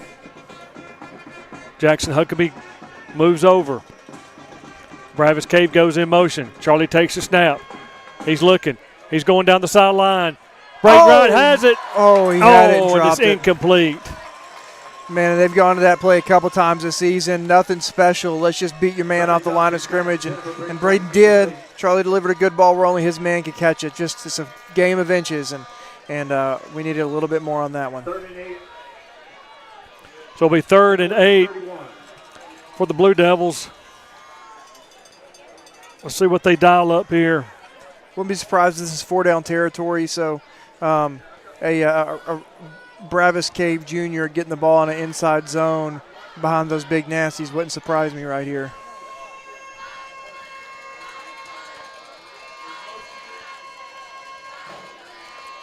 Charlie takes the snap. He's looking. Throws it over the middle. Oh, in and out of the hands of Elijah Rutledge. So it's going to bring up 4th down. And LaCameron Meadows is coming in the ball game. You're right, Brett. It's going to be 4-down territory. Yeah, but Elijah was thinking about 6 points when that ball hit his hands and just couldn't reel it in. But it's a good place early in the football game. Well, you gotta focus. I mean, you can't. You said earlier, these games are dangerous. These guys are not just going to roll out their helmets. No, they're going to play football. We watched them pregame too. They've got some studs out there. They're ready to smash heads. And just they're like bringing the heat else. here. Charlie draws back. He's got to get rid of it. Charlie's got to get rid of it. Throws it over. Got to get upfield. Elijah Rutledge, he's going to get the 1st down. Man, and a great block secured by Braden Wright. He may have been a yard or two short if it wasn't for that block right there from Braden Wright. So here's a replay, and you can see Braden upstairs. Look, that's 2-on-1.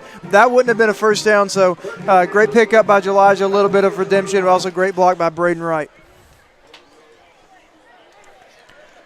So that was the Arborist first down for your Moody Blue Devils. Heavy on the pass so far this game. Jackson Huckabee moves over. Takes the snap. Bravis Cade gets it. He's looking for a little running room. He bounces outside. Bravis Cave maybe gets 1 yard. So Lincoln is showing something a little bit different on defense, Brett. I couldn't see what happened right there, but the Lincoln defensive line definitely got some penetration. It's forced Bravis to bounce it out. You know, some running backs go down in the backfield. He makes a yard out of nothing, but it's not a good first down play for the Blue Devils. It's not what you want. A little under 8 minutes to go in the first quarter. No score. But the Blue Devils, Moody's on the move. A lot of space out there with Braden Wright, one-on-one. Cameron Meadows is your lone running back. Charlie takes the snap. Yep, he looks. Throws deep. Just Josiah Dozier in and out of the hands.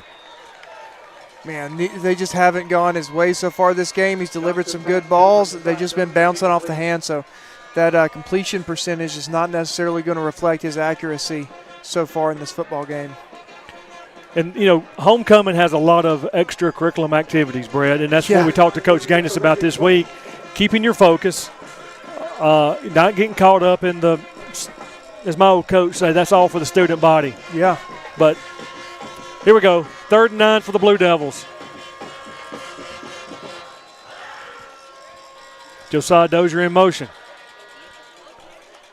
Charlie takes the snap. He looks. He fakes. Charlie's going to run, and Charlie's going to go down in a sack.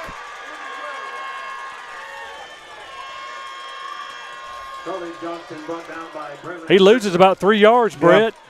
This Lincoln defense has got a scheme that they like. But they've been able to get in the backfield of the Blue Devils on almost every play this game. Charlie has had plenty of protection on most of his pass plays, not on that one. 4th and about 12 or 13. Yep. 4th and 12. And the camera's wide open. He's going deep to Josiah Dozier. It's 101. Oh, my goodness. Did he catch that ball? If he caught that football. It's a flag. They're still fighting for it. The referee took it should be a touchdown. He hadn't signaled anything yet. The referee took his eyes off that, but that's a touchdown, baby. They still threw the late flag, and the referee was fumbling with his flag while they were fighting for the football, but they're not going to give him the touchdown. They're going to say, how can it be down on the 1 yard line? What? Pass interference. Okay. Well, we'll take it. It's hard to see. As much as we want that to be an all-time great play for the Moody Blue Devils, it's hard to see from up here. But Willie had a great look at it. You know who we're missing on the sideline? Oh, Greg Gaines. He'd been in that referee's ear down there. So, Greg, miss you, brother. So there's a lot of contact. If he would have caught that, he would have had to fight through a lot. So we've got the two backs in the backfield, both Bravis and LeCameron. Coach Gaines did say that we're going to see a little bit more of that as the season went on. We got a little gift from the laundry fairy on that, picking up the first down. Well, no, it's not a first down. Sorry about that. Picking up another high school, down. It's not automatic, so it's going to be 4th and 1.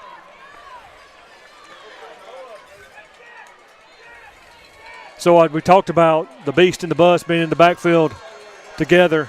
Let's see what they dial up here. Charlie takes a snap. There's LeCameron. Right up the middle, LeCameron Meadows gets the first down. He's inside the 5 yard line, down to about the 1. So that will be a 1st and goal for the Blue Devils. That's another Arborist first down for your Moody Blue Devils. And again, they're going to keep that same look. Lincoln is absolutely stacking the box. It's going to be strong on strong. There's Bravis Cave Jr. taking people with him. Bravis Cave Jr. in the end zone. Touchdown, Blue Devils. They strike first. That many people in the box, but what are you going to do when 6'2", 240 is coming down at you? He bounces it outside, throws a man off, drags another couple in the end zone, and never goes down. That's Bravis Cave Jr. Touchdown, Blue Devils. And now for that all-important extra point.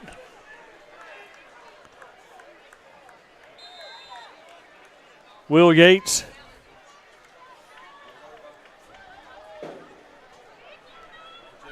Looks like they're going to go for two here. They're confused. Yeah, we heard a little birdie tweet to us beforehand that they might have something up their sleeve, and that's Marshall Teofilo. Marshall Teofilo in for the two-point conversion. Lawson on into the end zone. It's good. So with 6 minutes and 21 seconds to go in the ball game, Moody strikes first. It's 8-0. Yeah, and Coach Gaines mentioned that before the game. It's nothing about scoring points. It's nothing about making an opponent look bad. That's about giving everybody else something to look at. As we're going into this postseason, they're going to be watching this film more than anyone else. And give them something they got to prepare for, because that's not just a 5-minute look. You got to scheme for that in the coach's room, and then you got to go out there and line your guys up to defend against it, because the Blue Devils are very likely to run something like that.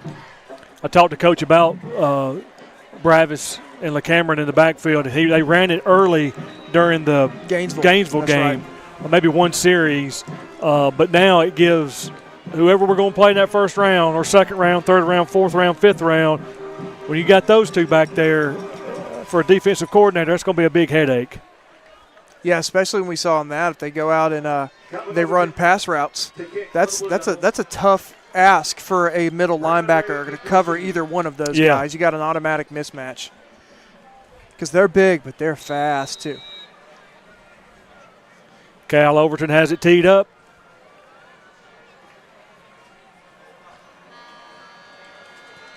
Deep kick.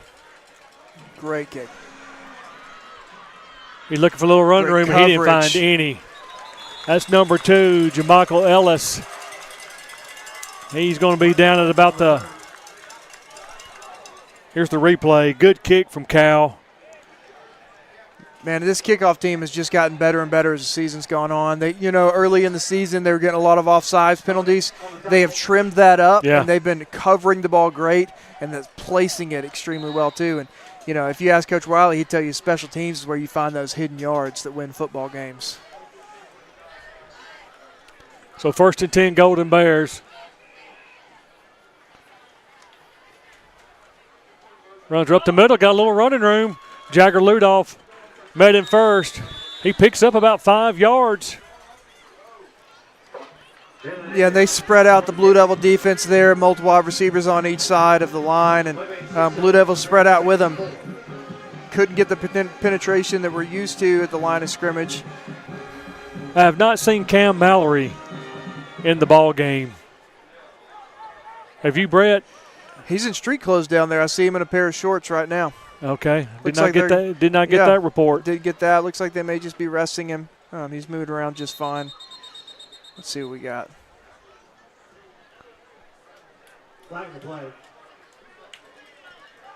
That'd be flags and whistles, flags and whistles. Maybe delay a game. He's waving it off.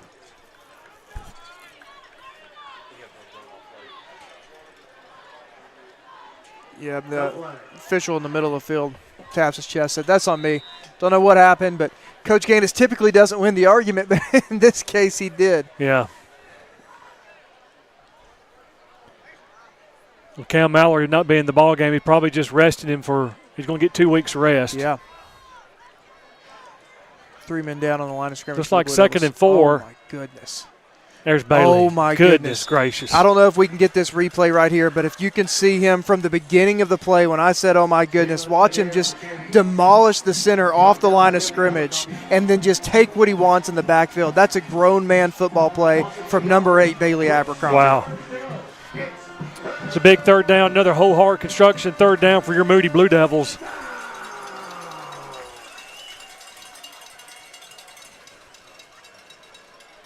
I say 3rd and about 6. Yeah, they're going to spread the defense. They send a man in motion, but here comes that prize. There's a mismatch, but he didn't find who he likes. He just thrown it out of bounds. It's picked off by Caleb Goff. Keeps his balance. Breaks one tackle. He's down the sideline. He wants it. He's going to take it. He's still up, but he's out of bounds. It's about the 5-yard line. And that's the 2nd interception on the year, I believe. Here's from the replay. Caleb Goff. Good pressure from Moody. Man, it looks like he was just trying to throw that football away, but didn't get it outside enough. And Caleb Goff wanted the end zone. Coach Gaines was talking about hopefully being able to get some defensive touchdowns this game, and almost got him one on that one. Interception return down to the Lincoln 4-yard. So your Blue Devils 1st and goal.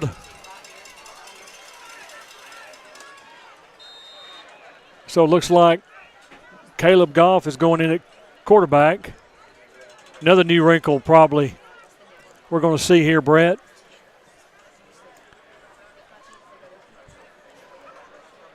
Yeah, we've seen him run that hammer package. It's what it looks like they're going with now. He's thrown it as well. Caleb Goff takes a shot there, but he gets up. He may have picked up 1 yard. Play made 1 yard. 2nd and goal for the Blue Devils. 4 minutes and 25 seconds to go in the first quarter. You can tell Caleb Goff's running his fingers. He wants it again. He got so close to the end zone. Yeah. He got so close to the end zone. He wants to get in. He's asking Coach, let us do it. And I've been in that Wildcat back before, screaming heavy, heavy, and here he goes. Caleb Goff with the carry, and he's going to get in this time. Touchdown, Blue Devils, Caleb Goff.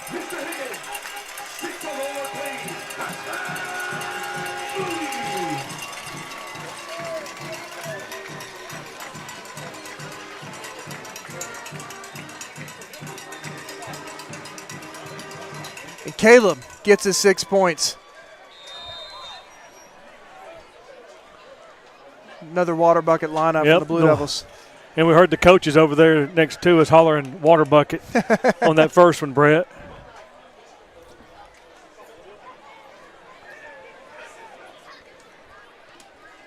That all-important extra point is up and good.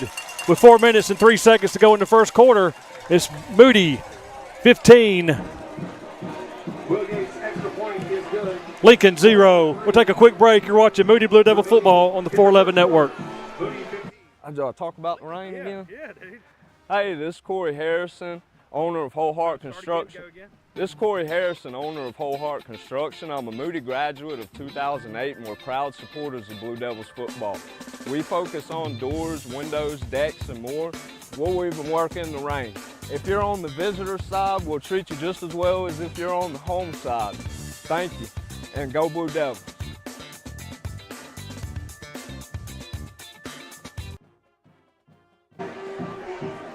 Welcome back to the 411 Network.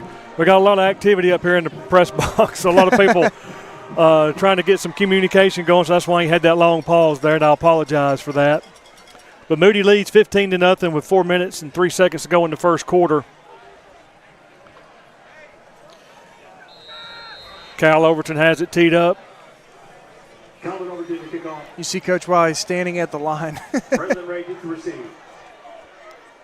Another good kick. He takes it to 5. He's looking for running room. Oh, he reverses. There was a block right there in the back, but he's got a little space. Oh, ball's out. Ball's on the ground. And it looks like the Blue Devils looks got like Moody has it. And everybody's pointing Moody's way. You have to hear the official call. Yep, it's Moody's ball. He took a nice little hit there. Who came out with it? I didn't see that. Who I came didn't see out? either. But here's the replay right here. Jagger Ludoff. Man, he's all over the football field. Man, he comes out with a little bit of space. The ball gets punched out right here. That was Desron Mobley, I Desron think. Mobley Yep. calls a fumble, punched it out. And Jagger, you can see him in there wrestling the football away. So now they're saying it's not Moody's ball. Oh. Okay, I missed that. And the referee pointed toward it was Moody's ball. Coach Gaines is looking for an explanation. Coach Gaines is not happy. He wants the head ref to talk to him, Yeah. and he will not look over his way. Head ref is ignoring him. I do think it's a responsibility in a call like that. And He's Jake's covering about to his get face. a penalty, so Coach Cam pulled him back. I mean, in a play like that, you should explain yourself. And he looks away and hides his face. Low snap, hands it off up the middle. That was number 21 for the Golden Bears, Jalen Adair. He picks Gaines, up about 4 yards. Coach Gaines is still hollering. Referee finally looked over, quickly looked away. I mean, you can't. You don't take that away without an explanation. Yes, you can take it away if you come over and say, look, you didn't see what I saw, this would happen, and this happened, and this happened. But you cannot take that away and then hide in the middle of the football field and turn your face away. That's absolutely not what you should be doing as an official. And Jake is still in the ear of that other ref down here on this end. Well, apparently he didn't see what I saw. I clearly saw standing down here in front of it that it should have been our ball. He punched it out. Blue Devils are ticked off. There's Bailey. Bailey. Oh, the ball it's out come again. Out. And they're going to rule him down. They're going to rule him down. Bailey Abercrombie is becoming a force on this defense. Living in the backfield. I mean, he almost beat the football to the quarterback right there. They've got nothing that they can do with number 8 in the backfield right there. Bailey Abercrombie again. Let's see what he's got on the year. Bailey Abercrombie with 8 sacks on the year, 47 total tackles, and 17 tackles for a loss. He's already got at least 2 in this game. He may break that 20 mark. He leads the Blue Devils in that category. So 3rd and 9 for Lincoln. Another whole heart construction. Here comes Caleb. Oh. Passes over, and he's not going nowhere. Great defensive play by number 27, the senior, Jacob McCutcheon. Yeah, and that's a hard play to make. A little bit of open space with a shifty wide receiver. You saw Brody just break down and make the tackle there for the Blue Devils. Correction, that's Brody McCutcheon, number 27 for the Blue Devils, and he watches a lot of film. He told me when we had our interview a couple of weeks ago, he goes, I watch a lot of film. Caleb Goff is deep for the Blue Devils. Let's see if they go after this one again. They look like they are. Lincoln runs somebody on late. We got about 10 seconds on the 25-second game clock. Fumble the snap. Yep. Ball still loose. There's still. Ball still. He's going to run it. Great play. Ball's out out again. Oh my gosh! What? Wow. If they don't give us this one, you're going to have to hold me back from going on the football field. Blue Devils finally come up with the football. And here's the replay. If you can believe this might end up on SportsCenter's Not Top 10 tomorrow morning. See if we can count the fumbles. Fumbled snap, picked up and returned by Mason Hill, fumbled and recovered. I don't even know how to commentate that. I don't either. You just have to let that play speak for itself. Let the church say amen.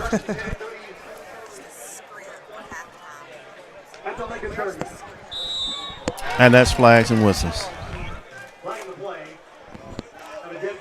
Offsides against Lincoln, so they'll be penalized 5 yards.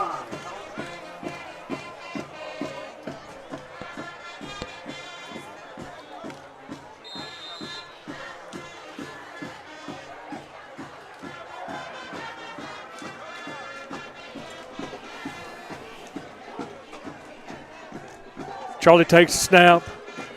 He's looking, he's running, he's got plenty of room, he's going to tuck it and run. Charlie get out of bounds. He goes down that sideline and finally goes out of bounds. Picks up another Arbor's first down for the Moody Blue Devils.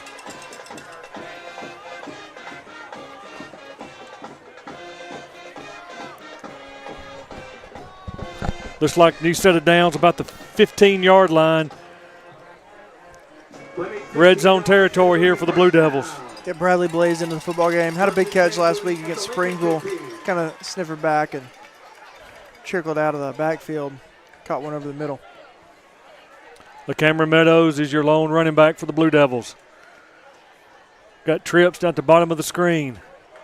Bradley Blaze goes in motion. Charlie takes the snap. He's looking to throw. He throws it over the middle. There's Elijah Rutledge with the catch. He got it. Touchdown, Blue Devils. Elijah Rutledge. And what do you say about that other than a quarterback trusting his man, throwing it up, and watch Elijah right here, just making an athletic play, climbs the ladder, goes over the head of number 16, brings it down in the end zone. Touchdown, Blue Devils.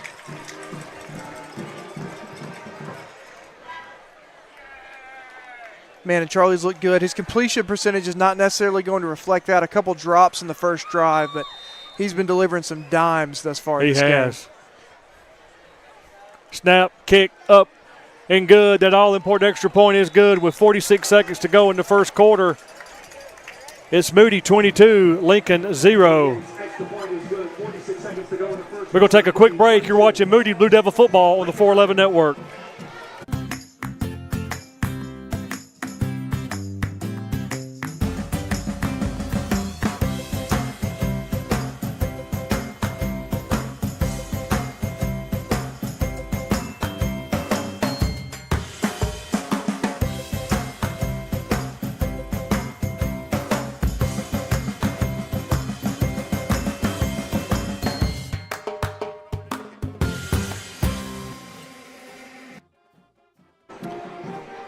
Welcome back to Bill Morris Stadium. Moody in command, 22-0 over the Lincoln Golden Bears.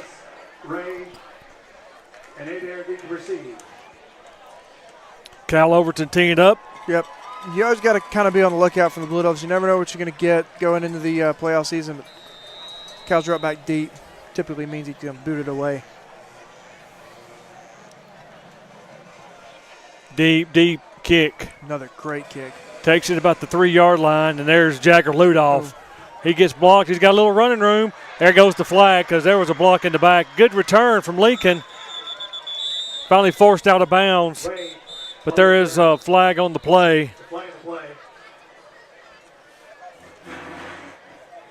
Caleb Gorey eventually forced him out of bounds.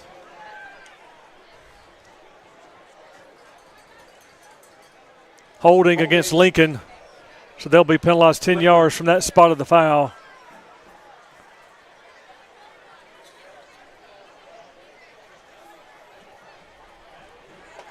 Again, stay with us at the end of the first quarter.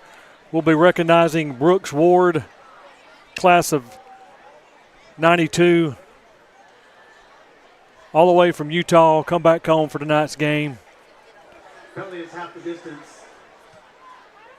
So they penalize half the distance to the goal. First and 10, Lincoln from the Man, and they're pinned back, and the bad keeps getting worse for this Golden Bears team.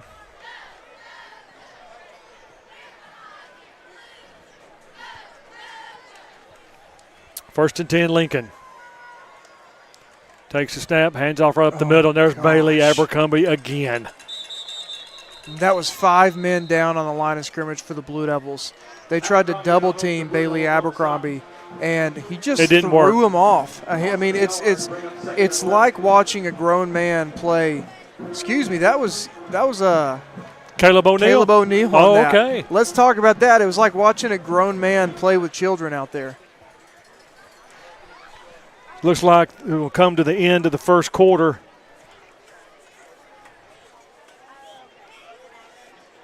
That's the end of the first quarter. Moody 22, Lincoln nothing.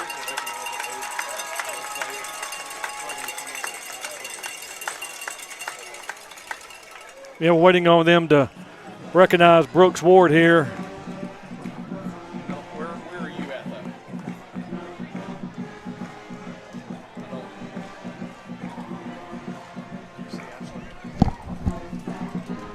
She's right there.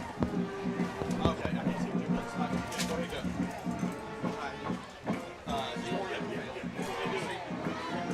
Ladies and gentlemen, direct your attention to the playing field. Tonight we'd like to welcome back home Brooks Ward. Brooks Ward is a Moody graduate, the class of 1992. Brooks has been married to his wife Kirsten for 17 years. Together they have 2 children, Lucy 14 and George 10.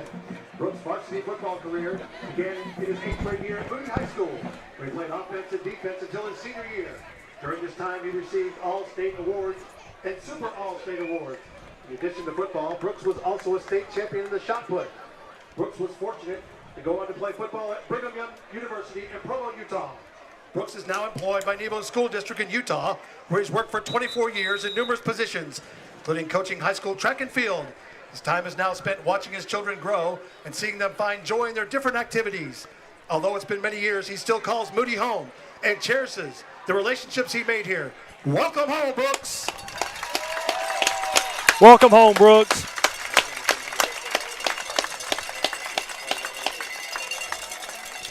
Thank everybody involved that made this happen tonight. From Ashland Cook getting the pictures, and we had him on the field. And yeah, he almost got to play one more snap. Yeah, he did. Out there getting a little photography, and somebody hollered, hey, hey, hey, and But anyway, thank everybody involved with getting Brooks back home for this game. He was so excited to be home. So we thank everybody, Eric Parsons, Ashley Cook, Nick Rutledge, everybody that helped us today. Dr. Sargent involved, Timmy Gilliland helping us today with Brooks. Here we go. 3rd down, and just runs right up the middle, and he doesn't get nowhere. Man, it's kind of like watching the tape on repeat right now. They're going back to the same look, and they're getting the same result. Blue Devils are just not bending an inch. No, they're not. And again, they'll start this next drive out, pending a decent return with great field position. Mason Hill at punt formation. I believe they're going to be coming for it, Brett. Especially this close. High snap. Oh, it's blocked. Oh, it's blocked. That's going to be a safety. I think we've got it. No, I think we've got it. I don't know that. I think the up back fell on it for Lincoln. No, touchdown, Moody. Was that Marshall Teofilo come up with it? Was that Caleb Goff? From what I saw, the up back dropped it just a moment ago from Lincoln, so I don't know who they're going to give it to him. But touchdown. Yeah, it was Marshall, but I saw the same thing Brett saw. Yeah, all season they've been coming after that football on punt return. They finally blocked one in the end zone. That's a touchdown, Blue Devils.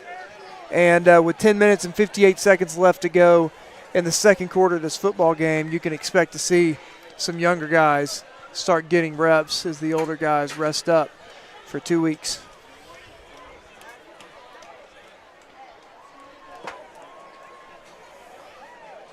Hey, guys, they call safety, not touchdown. Okay. Okay. I was thinking. Well, yeah, I was wondering where the extra point team was. So 2-point safety? Yeah, it's hard to tell from here, but I definitely saw the Lincoln up back come up with the football, but it looked like a touchdown call from this angle.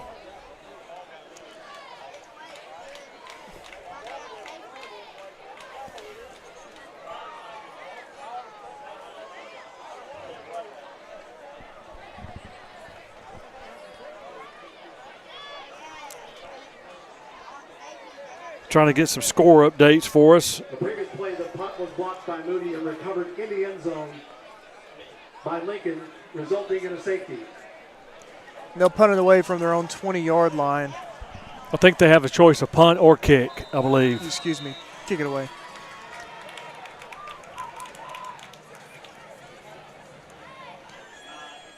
Deep kick. It's going to be Elijah Rutledge.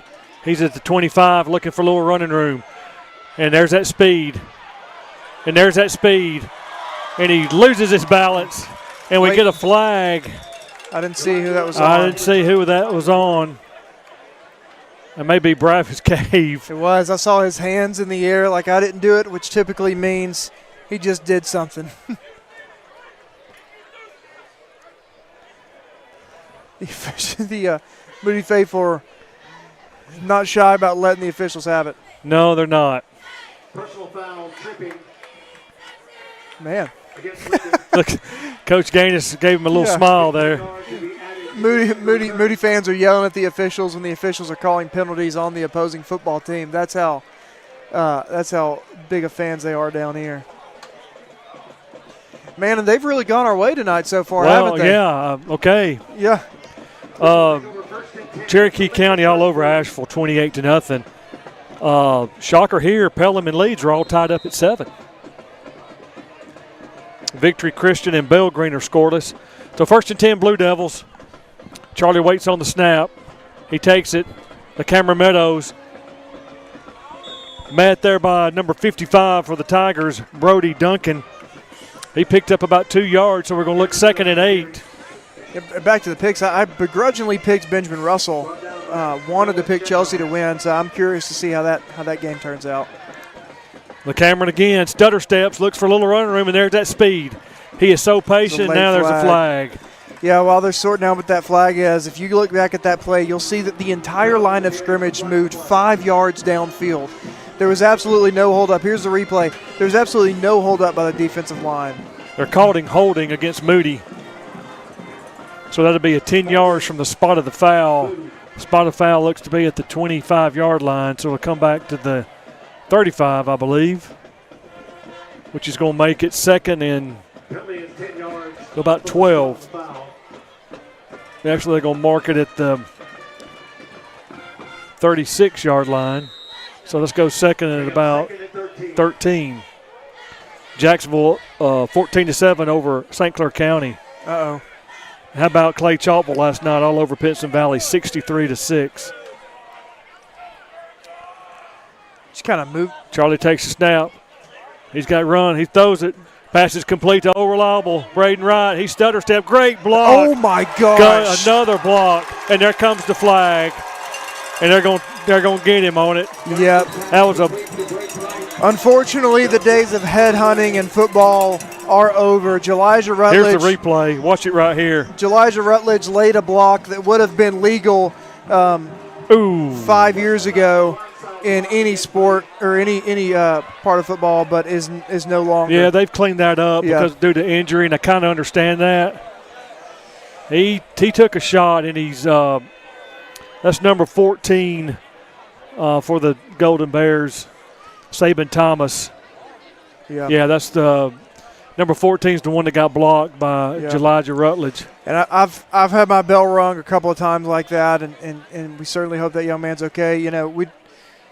Surprised it took me so long to talk about this. It was the Lincoln game my senior year, last regular season. It's not true, but in Lincoln I lacerated my spleen on the second to last regular season game of that football season and ended my football career.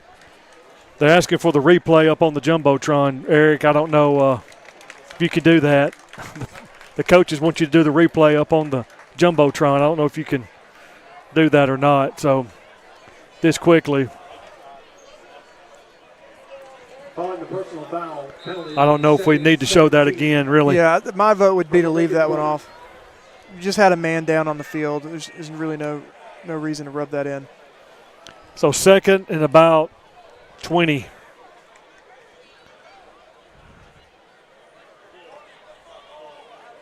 Two men moving in motion.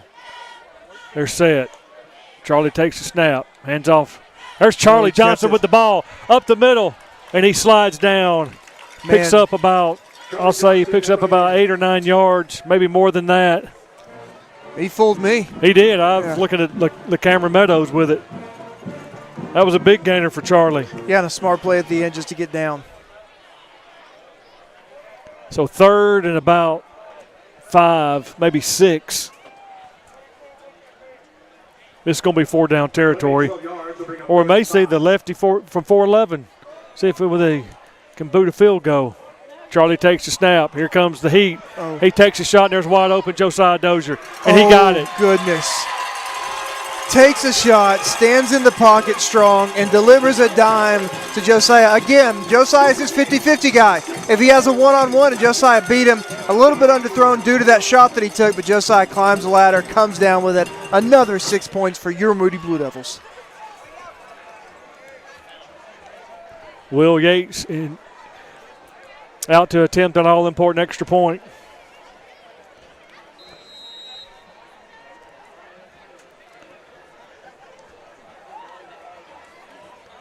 Snap, place, kick, up. And it's good with 8 minutes and 45 seconds to go in the first half. Your Moody Blue Devils 31, Lincoln 0. We'll take a quick break. You're watching Moody Blue Devil football on the 411 Network. Play hard, play to win.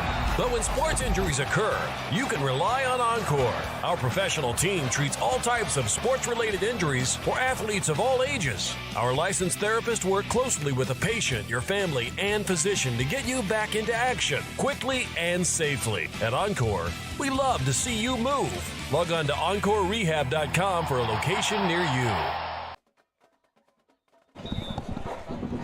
Welcome back to the 411 Network. We're here live at Bill Maher Stadium, known to the Moody folks as the Bill.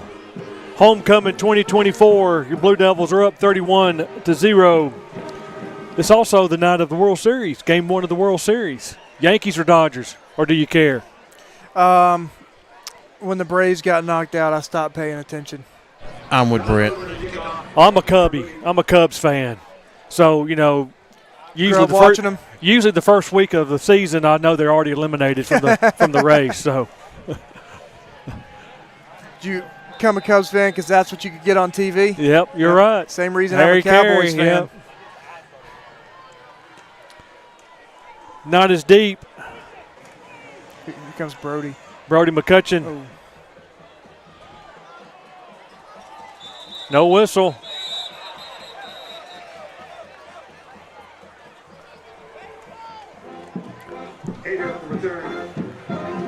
That was Jalen Adair on the return for the Golden Bears. So it's going to be, looks like they're going to spot him at from the 25.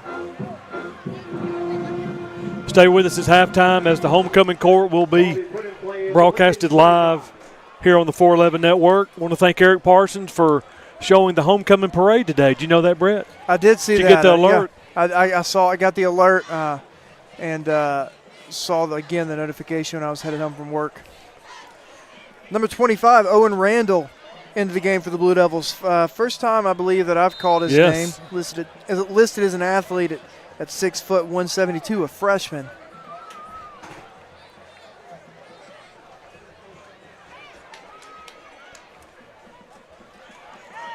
Looks like a new quarterback in. Caleb's chasing it down, and there goes the ball's out. And Moody, I think Moody may have it. That is and here comes, there's. Well, I haven't seen the signal yet. Last time they did it. Yeah. It's Moody's ball. Owen Randall, who we just mentioned, the freshman, comes away with the football for the Blue Devils. And Owen Randall. Jackson Randall's little brother. Wow.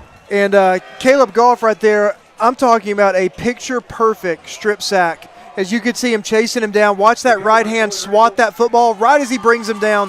That's exactly how they teach it. And then Owen comes away with the football.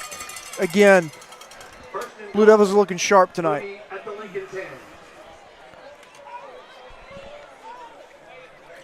Number 74, Braden Bankston, into the ball game for the Blue Devils over on that left side at left guard.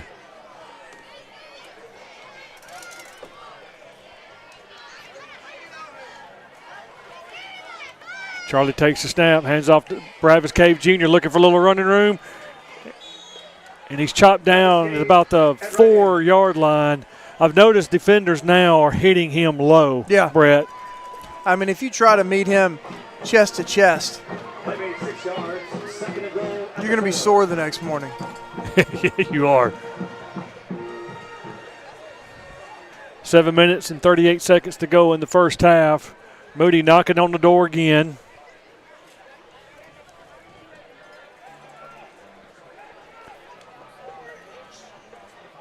Charlie waits on the snap. Elijah Rutledge is in motion. Charlie takes the snap. He looks, fires over Bravis Cave. Here he is. Touchdown, Blue Devils. Man, and plenty of time for that play to develop. The offensive line did a great job providing a clean pocket for Charlie to step back, take his time, deliver a dime to the open man, Bravis Cave. It's another 6 points for your Moody Showing Devils. a lot of different formations tonight. Yeah.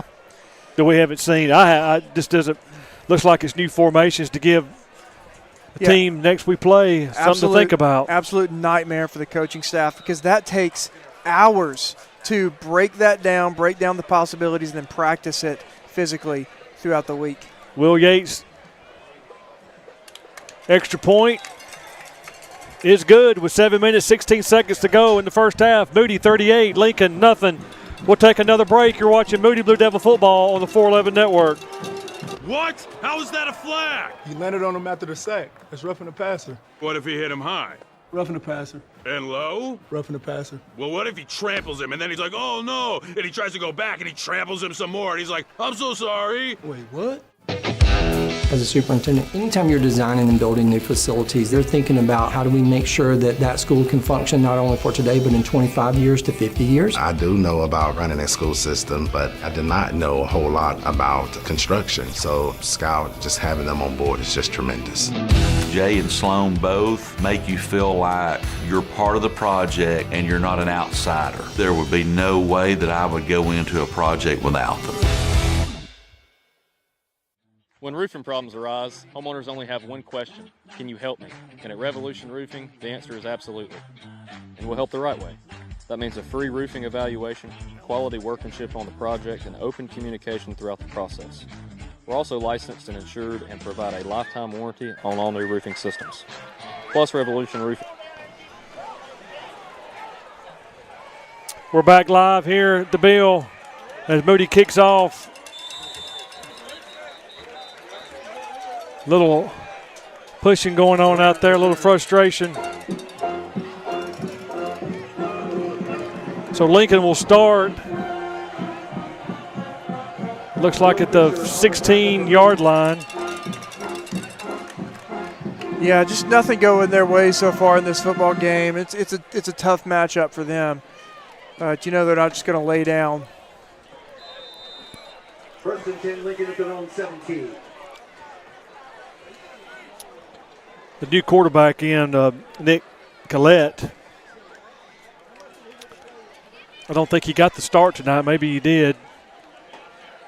He's being pressured again. Oh, my goodness. There's the ball again. Sack. It's picked up. And it's in. Josh Willet with the Willet touchdown. Oh, my goodness. And look at the coaches. Look at Jay Gatus, Coach Campbell. That kid has worked hard all year long and in the offseason. Here's a replay again. Another picture-perfect strip sack. I can't say that's Marshall Teofilo.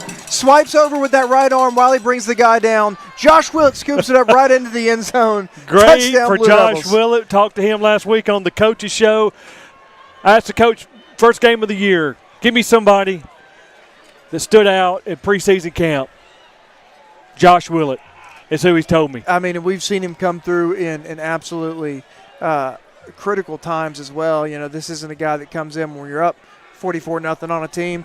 He's a stud from the first play to the last. Good for old Josh. Will Yates in. Kick is up. And it's good. With 6 minutes and 56 seconds to go in the first half, it's Moody 44, Lincoln 0. We'll take another quick break. You're watching Moody Blue Devil football on the 411 Network. It's not like they're trying to score. What? How is that a flag? He landed on him after the sack. That's roughing the passer. What if he hit him high? Roughing the passer. And low? Roughing the passer. Well, what if he tramples him and then he's like, oh no, and he tries to go back and he tramples him some more and he's like, I'm so sorry. Wait, what? This is Senator Lance Bell. I want to thank you for the opportunity to represent you in Montgomery. I am so excited about this time of year as we watch our cheerleaders, our football teams, and our band as they perform on the field. And parents, I'm not forgetting about you. That's what's great about Alabama. I'm Senator Lance Bell. Thank you for the privilege to serve you in Montgomery.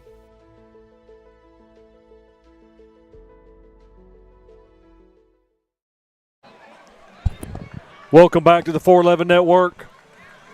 Moody all over Lincoln here, 45-0.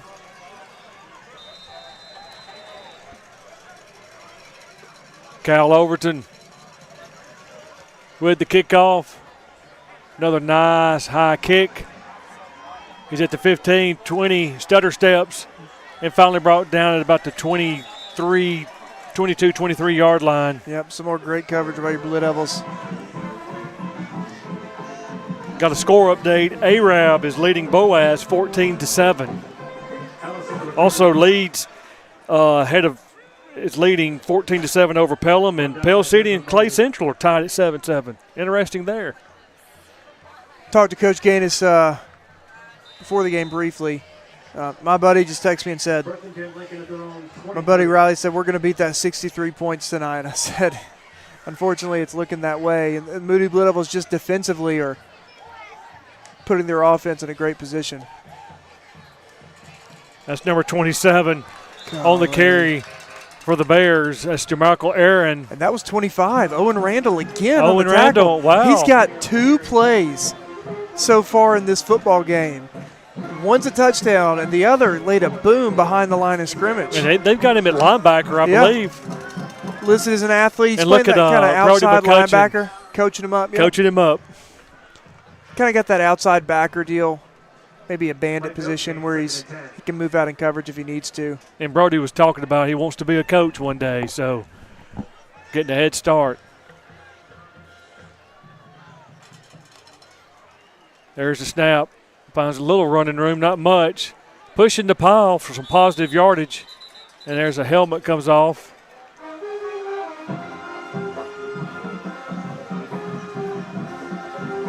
Can't tell who that. That's Ryder Hickson. Yep. Ryder Hickson. He'll have to run off the play or run off the field for a play. Yep. You're going to start seeing a lot of subbing here. I don't think you'll see starters in the second half probably at all, but I see Marshall Teofilo still out there. 3 yards, 3rd and 7. Simon Molay. Yeah, and again, it's kind of a mix because you want them to get some kind of reps, and as the play goes, I'll pause. Pass falls incomplete. You want some of the younger guys to have reps with some of the older guys so you can see how they mesh together. In the event that there's an injury and somebody has to step in, you want to see that chemistry build. But again, 45-0, here come a lot of younger guys on that punt return. Just want to get some guys out there to make sure you keep them healthy going into the postseason. Braden Wright is back deep for the Blue Devils.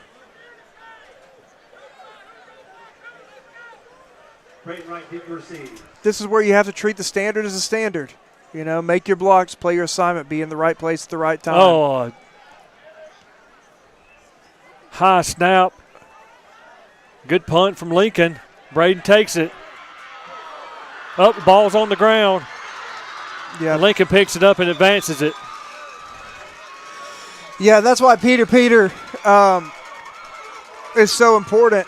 Braden, you know how hungry they are. They want to pick up the ball and get in the end zone, but ball rolling at your feet with the defenders right in your face, sometimes you just have to decide to let that one go.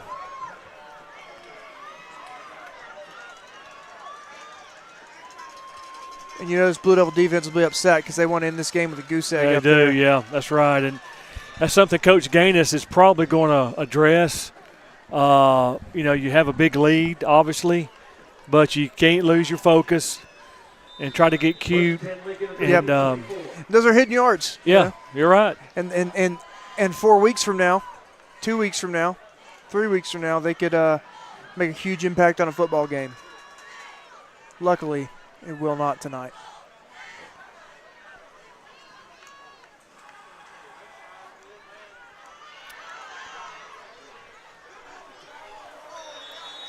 It's number 3, Nick Collette, throws the pass incomplete.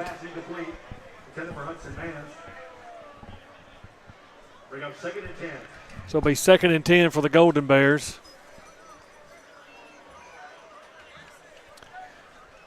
Nick Collette is a 6'1", 180-pound sophomore for the Golden Bears. A lot of football left in him. Yeah, and he's moving around well out there. You can tell he's an athlete just by watching him.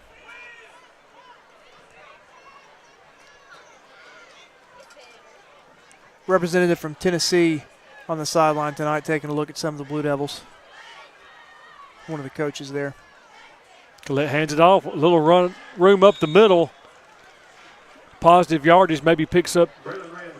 I say he gets 3 yards, so it's going to be 3rd and 7 for the Golden Bears. Yeah, I couldn't tell. It looked like Sidney Walton just took on a pulling guard right there at full speed. And do what you want to do. You just want to settle that play down and not allow him to kick you out too far.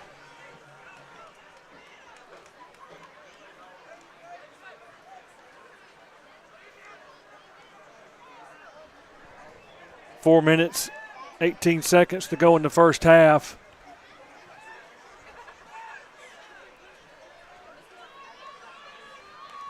Collette takes a snap.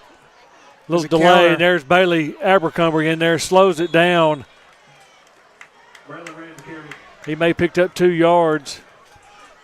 They're going to bring their field goal kicker on, who we haven't seen. We did see him boot a long kick away earlier, so we know he's got the leg. Let's see what he got when it comes to accuracy. Let's see where they mark the ball. About the 19-yard line.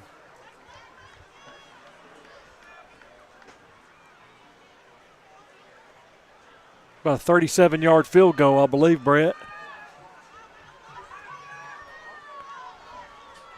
Snap, place, kick. Oh, that's a good kick. Great kick. And it's good. Ooh. Lincoln is on the board with 3 minutes and 27 seconds to go in the first half. It's Moody 45, Lincoln 3. And that's number 5. That's Colin Baker. Yep. Comes off a little gimpy. Looks like it's not too bad. Coach just gave him a tap on the shoulder. And let's see, they're going to check him out now. Hopefully not too serious. Again, this is exactly what you don't want up 45-0 right before the playoffs. So stay with us at halftime. Again, the homecoming court will be live here on the 411 Network. I'm not sure if Lincoln's band's going to perform tonight. Your attention, please. Alana Moore, please report to the press box for a lost item. They should be performing first. They're over there warming up. Okay. Usually, I know sometimes they let them do pregame during pregame. I've seen that before.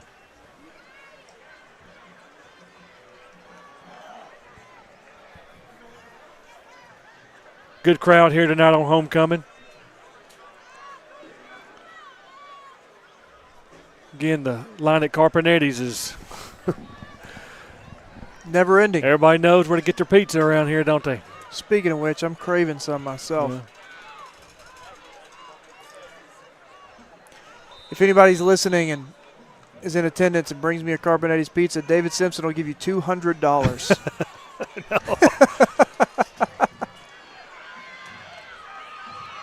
That Elijah Rutledge, there's that speed.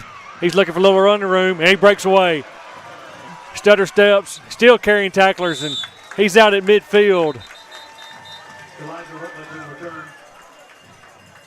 He's slow getting up.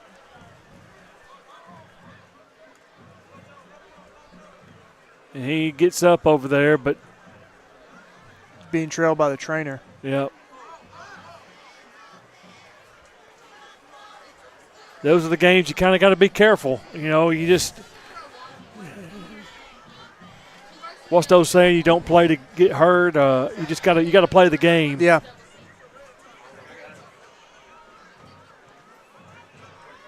Trying to look at him off. I believe he's okay. So 1st and 10 Blue Devils at midfield.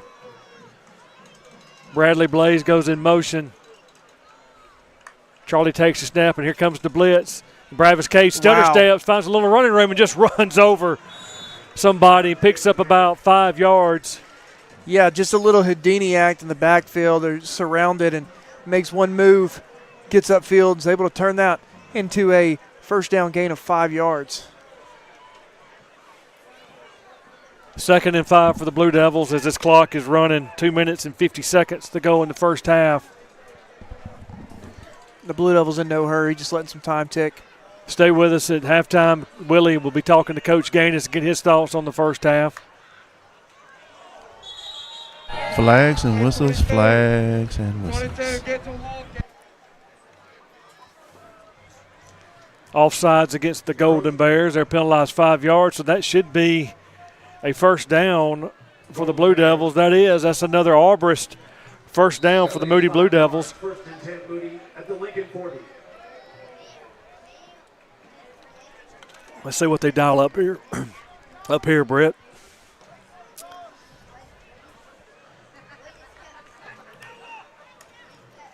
Charlie looks back, going to Braden Wright down the side. Braden Wright, what a catch by Old Reliable. He's down at the 5-yard line. Great over-the-shoulder catch. Yep, here's the replay. Nothing special, just beat your man up the sideline. They've been trying to connect this game so far, and then Charlie delivers a great dime. Braden comes down with the football. 1st and goal for First and goal, Blue Devils, yep.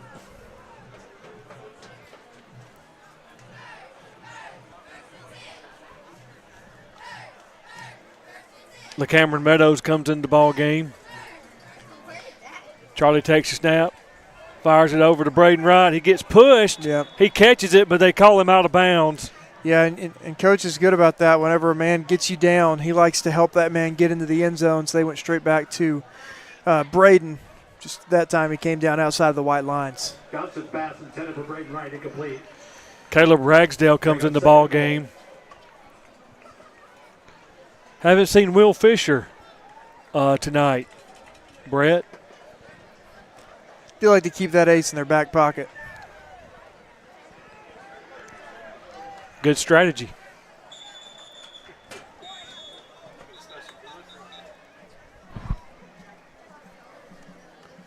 Timeout, Lincoln.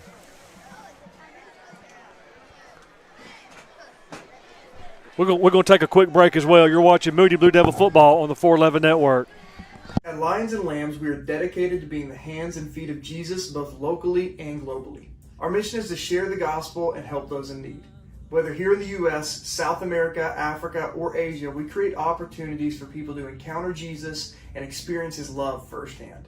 We support local leaders, help fund missions to spread the gospel, and supplies to bring hope where it's needed the most. Do you want to join us in making a difference? Partner with us through prayer, donating, or coming along on a trip.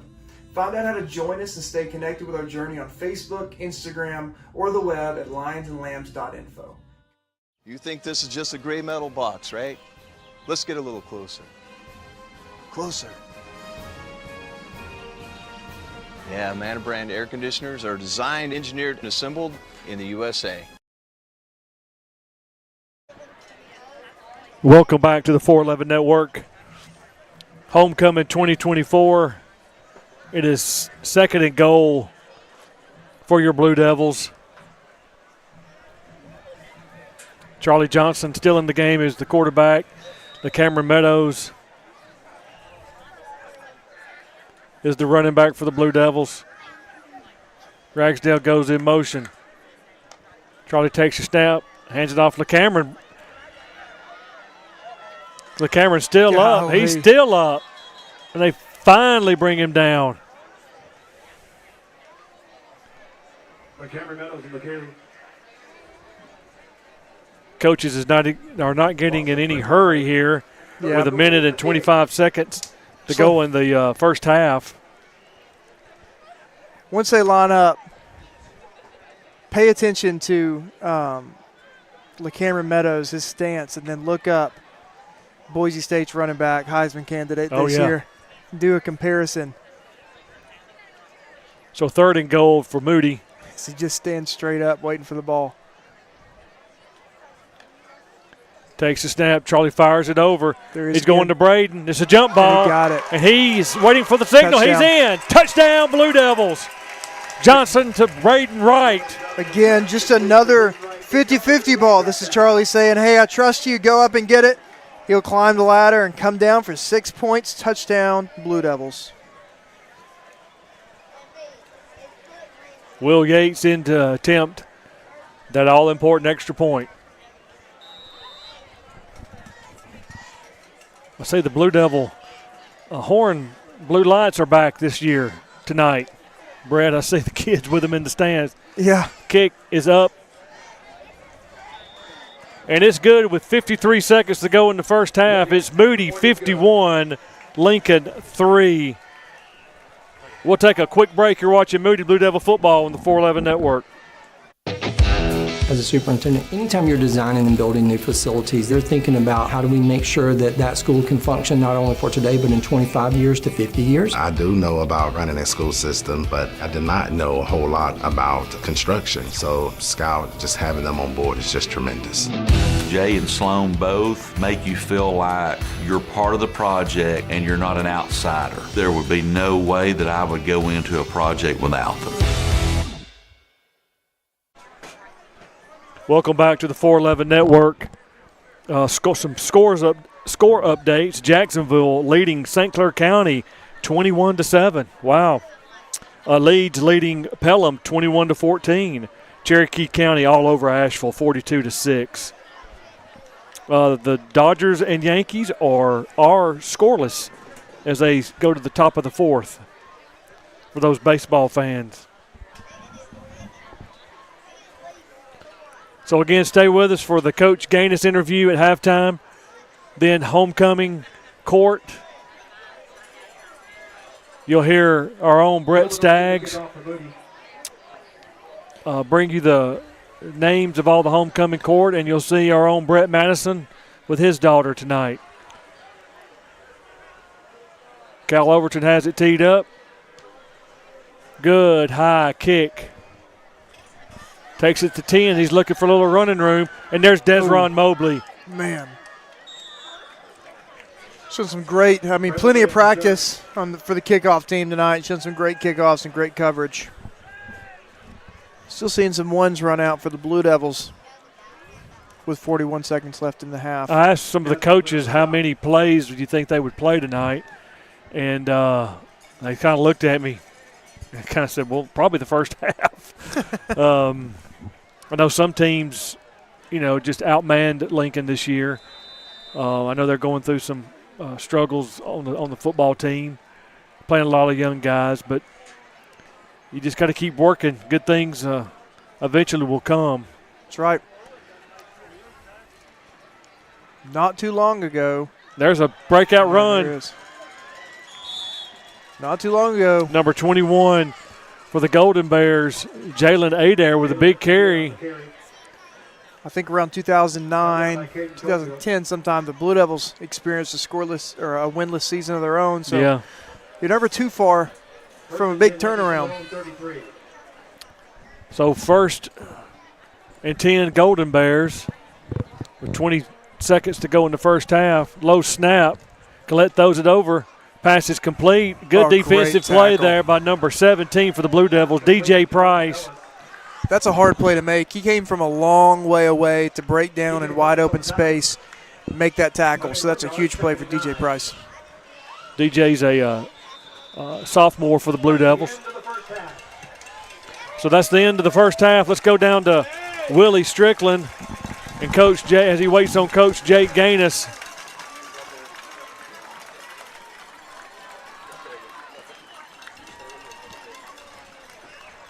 Let's go down to Willie Strickland with head football coach Jake Gaines. Coach, I don't know what the record is for the amount of points scored in the first half, but you have got to have breaking tonight. What a first half. Yeah, it was. I'm really proud of our kids. Today was an eventful day. We 4 pep rallies, a parade, and way off our normal routine on Fridays. And like I said in our coaches show, every year it's gotten better. And then obviously coming out like this in the first half shows me how mature and how much leadership we do have, especially with our seniors. So I'm really proud of the guys. This was a really good half. Besides the one fumble on our end, I thought it was pretty flawless. Well, I'm sure we'll be seeing lots of youngsters in the second half for tonight. Yeah, absolutely. We're going to get a lot of guys in, a lot of valuable reps, and we got a lot of young guys that are playing this year. Think about a Jagger and a T.O. where they were in these games as freshmen, getting in late and getting valuable game reps, and that really prepared them and propelled them to be where they are right now. But also want to shout out my family. They're watching right now, Mobile. Miss you guys, and we're happy for my sister Riley and Christian getting married tomorrow. So see you guys in a little bit. Well, Coach, good luck to you in the second half. We're about to get marched on.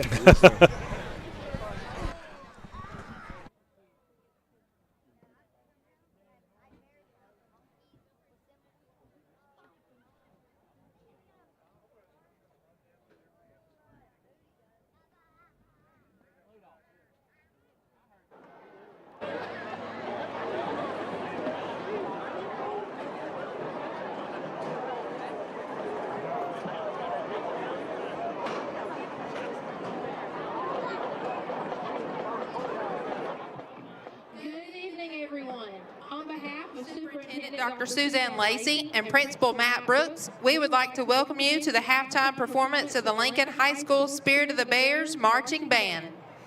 The show's composer is Mike Muncher, and the band is under the direction of Mr. Davis Henry. We would like to dedicate this season's performances to Brooklyn Walker, a beloved flute player taken from us too soon. This year would have been her senior year in the band.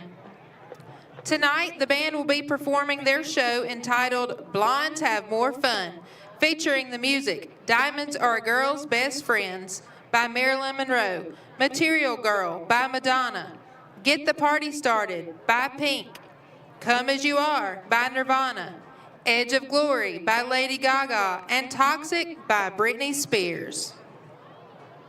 Drum major, Kate Whittington, is your band ready?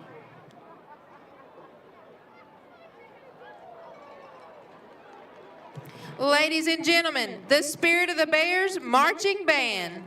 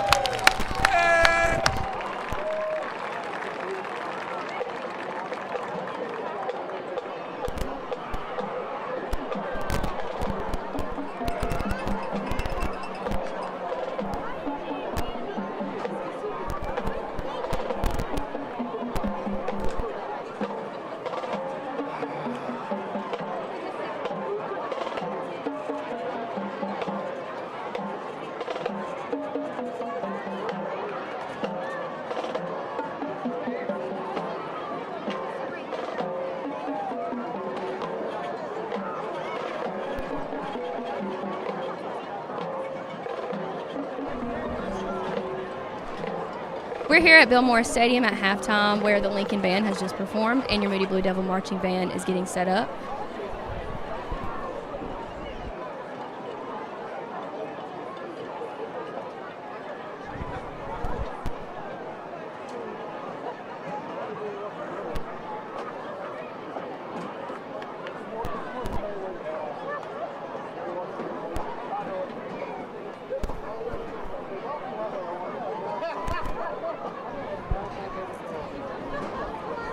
Sorry about that.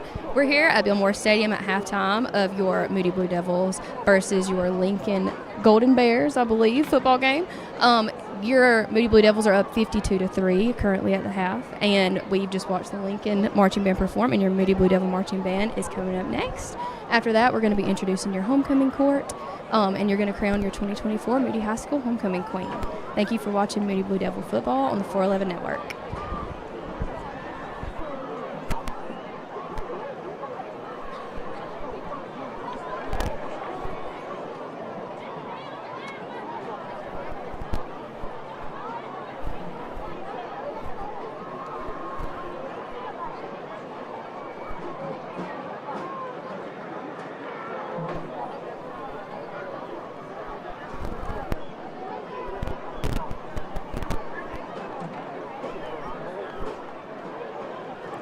Good evening. On behalf of the Moody High School administration, faculty, staff, and student body, I welcome you to our 2024 Homecoming Halftime Festivities. Joining the homecoming court tonight are two students selected as the 2024 Fire Prevention King and Queen. These two students submitted essays on the importance of fire safety and prevention. The Fire Prevention Queen is Miss Peyton Myers. Peyton is the daughter of Jerry and Krista Myers. She is the Key Club president and a member of the varsity cheerleading squad. She is also a member of the yearbook staff, Beta Club, National English Honor Society, and Mu Alpha Theta. The Fire Prevention King is Mr. Logan Blackerby. Logan is the son of Jason and Brandy Blackerby. He's a member of the Beta Club, Sigma Delta Phi Science Honor Society, and the National English Honor Society. Fire Marshal James Mulkey will now crown the King and Queen. Both students will be presented with a scholarship to the college of their choice. Ladies and gentlemen, the 2024 Fire Prevention King and Queen, Mr. Logan Blackerby and Miss Peyton Myers.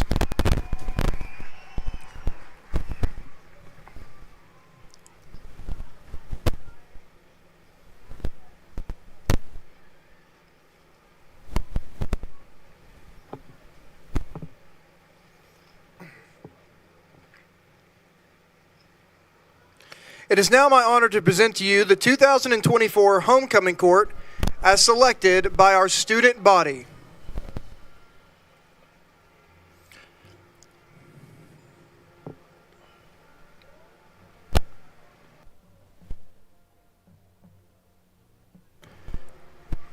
Representing the freshman class, Miss Sarah Barajas. She is the daughter of Gerardo Barajas and Nancy Dolores. Sarah is a member of the varsity soccer team and is also a member of FCC LA and Key Club. Tonight she's escorted by her father, Gerardo. Miss Sarah Barajas. Miss Parker Childress. She is the daughter of Bethany and Wayne Childress. Parker is a member of the MHS dance line as well as the student leadership team. She also serves as the freshman class secretary. Tonight she's escorted by her father, Wayne. Miss Parker Childress. Miss Sarah Mitchell Smith. Michelle. She is the daughter of Josh and Kimberly Smith. Sarah enjoys traveling and recently traveled to New York to model in New York Fashion Week. She also enjoys hanging out with her friends. Tonight, she is escorted by her brother, Matthew. Miss Sarah Michelle Smith. Miss Ava Graham. She is the daughter of Hillary and Jeremy Davis and Nathan Graham. Ava is a member of the MHS cheerleading squad as well as the art club. She also serves as an assistant coach for the Moody Youth Cheerleading. Tonight, she's escorted by her father, Nathan. Miss Ava Graham.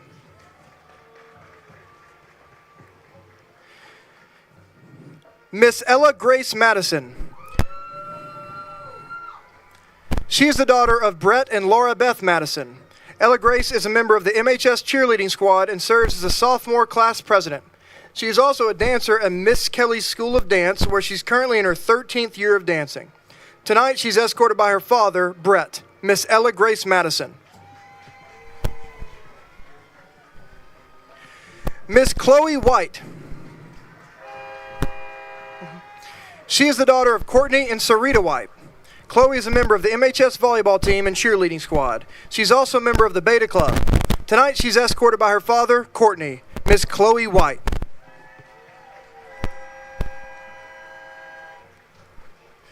Now representing the junior class, Miss Isabella Frazier. She is the daughter of Jamie and Kim Frazier. Isabella is a member of the Student Council Association and Beta Club. She is also a member of the MHS cheerleading squad. Tonight, she's escorted by her father, Jamie, Miss Isabella Frazier. Miss Elizabeth Gaines Seegers. She is the daughter of Croft and Christy Mack Seegers. Elizabeth serves as a junior class president and is also a member of the MHS student leadership team. She's an athletic trainer for the football team and an active member in her youth group at Community Presbyterian Church. Tonight, she is escorted by her father, Croft, Miss Elizabeth Seegers. Miss Eden Wood. She is the daughter of Miranda Wood and Mark Wood. Eden is a member of the MHS varsity cheerleading squad and the MHS Beta Club. She also serves as a Moody Area Chamber of Commerce ambassador. Tonight, she's escorted by her father, Mark, Miss Eden Wood.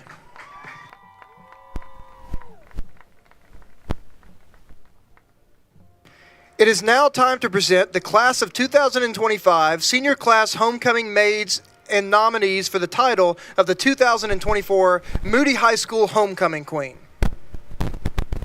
Miss Emma Kyle. She is a daughter of Jennifer Kyle and Sam Kyle. Emma is a member of the varsity girls basketball team, varsity softball team, and flag football team. She's also a member of the Beta Club and National English Honor Society. Tonight, she's escorted by her father, Sam, Miss Emma Kyle. Miss Chloe Phillips. She is the daughter of Zach and Trina Phillips. Chloe is a member of the varsity softball team and the Cleats travel softball team. She is also a member of the Beta Club. Chloe works after school at the Benchmark Physical Therapy and is a student leader at the Cedar Grove Baptist Church. Tonight, she is escorted by her father, Zach, Miss Chloe Phillips.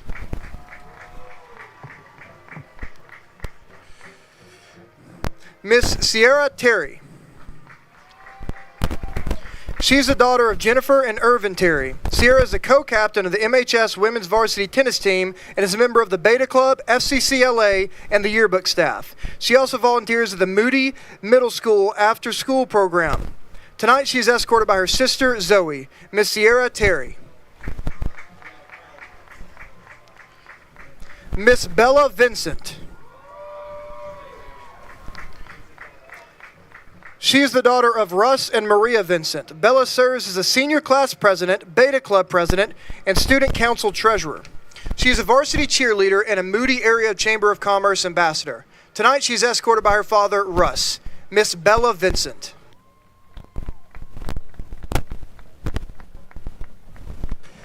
The 4 homecoming queen candidates presented to you were chosen by the senior class to represent them.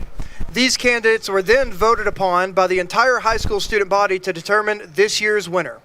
Unfortunately, Kendall Stevens, our 2023 homecoming queen, is unable to attend tonight's game to crown her successor. Currently, she is competing in a collegiate basketball at Sarah Lawrence College in New York. Kendall wishes to express her heartfelt gratitude to Moody High School for her honor of serving as their homecoming queen. Dr. Walters, along with Coach Seymour, who's now an assistant principal and a former homecoming queen, will crown the 2024 homecoming queen.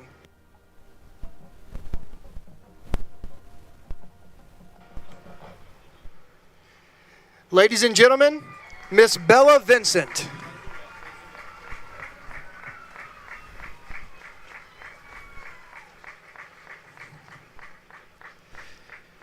Thank you so much to our entire court and to all the fans here tonight. Thank you for your support. It has been a fun and exciting week here at Moody High.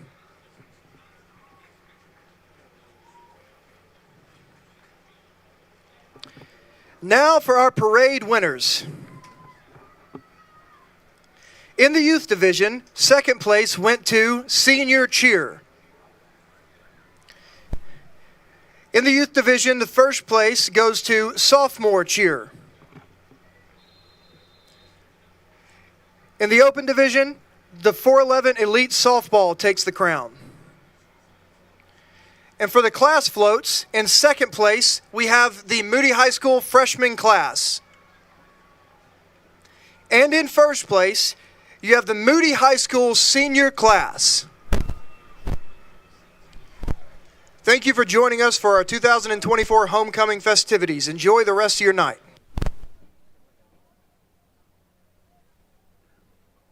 I talk about the rain again? Yeah, dude.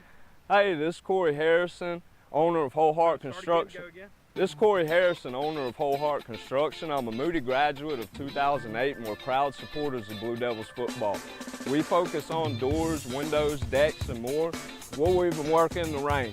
If you're on the visitor side, we'll treat you just as well as if you're on the home side. Thank you, and go Blue Devils.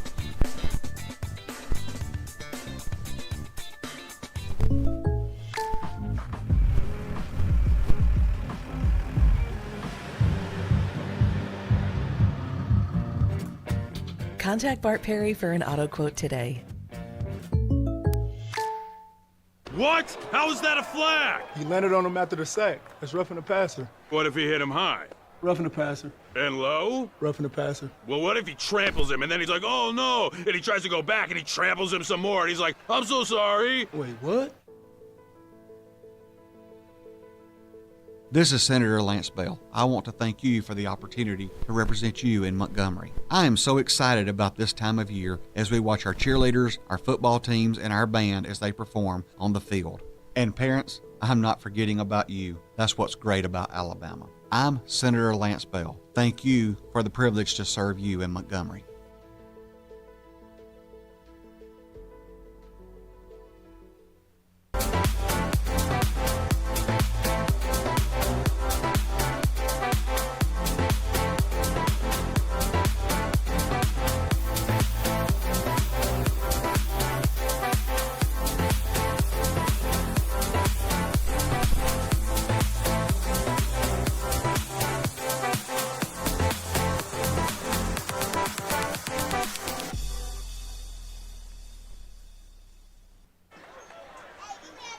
Welcome back to the 411 Network. Homecoming 2024. Bella Vincent was crowned homecoming queen for the 2024 homecoming court. Congratulations to her and her family as we get ready for the second half of the Moody Blue Devils Lincoln Golden Bears game. I don't know if anybody sent any pictures in, Eric. I heard an interesting stat when I was next door. 52-3 in favor of your Moody Blue Devils. Total yards gained on the offensive side of the ball. Yeah. Around 150 yards. You would expect in a 52-point game that there'd be a lot more offensive yards gained. For Moody? Yeah, for Moody. Oh, okay. So many turnovers for the Blue Devils that yeah, I see what you're saying. With 150 yards, they've been able to score 52 points. Trying to get some score updates.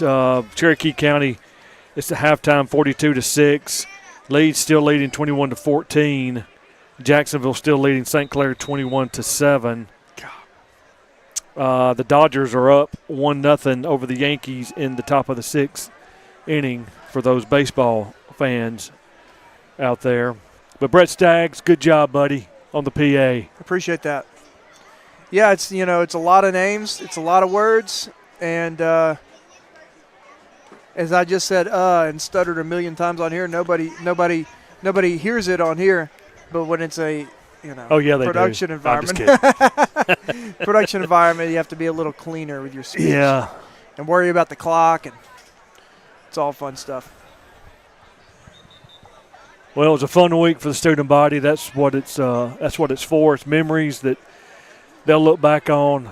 You remember your homecoming? Yeah, I do. I remember barely getting to do anything because we were preparing for a game. Yeah, well, yeah. We were not allowed to do anything homecoming. Yep. So here we go. Lincoln has it teed up. Deep kick. Ball's on the ground. Picked up. Heads up play there. I'm trying to see the number. It looked like originally it was Kevin James. But number 30 for the Blue Devils, Juju Hill, comes up with the ball. So 1st and 10 Blue Devils. So Boaz Thornton will be the quarterback. Still playing some seniors still in there. Yeah, Jackson Randall's still in there for the Blue Devils. Kaden Smith move over to center. Yeah, it's probably smart to get him some reps. There's KJ. There goes Kevin James on the carry. He picks up about 9 yards. It's going to give him 8. Man, we've talked about him so many times before this game started, during this game. And Coach Gaines said it. Most 5A schools, he started. Yeah, he started. He's getting the majority of the reps. And we see why, averaging over 7 yards a carry. Averaging over 7 yards a carry in 5A football. 2nd and 1. Bradley Blaze goes in motion.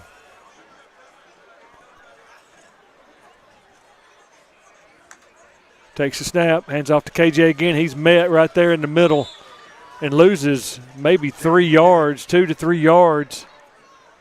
So you got some young offensive linemen in there.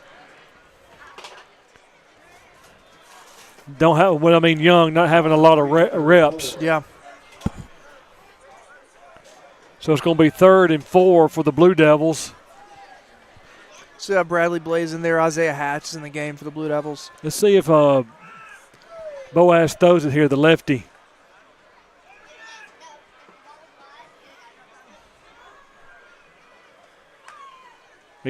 Takes a snap. He's looking. Throws it over. Great catch. He's still up. That's Logan Johnson still.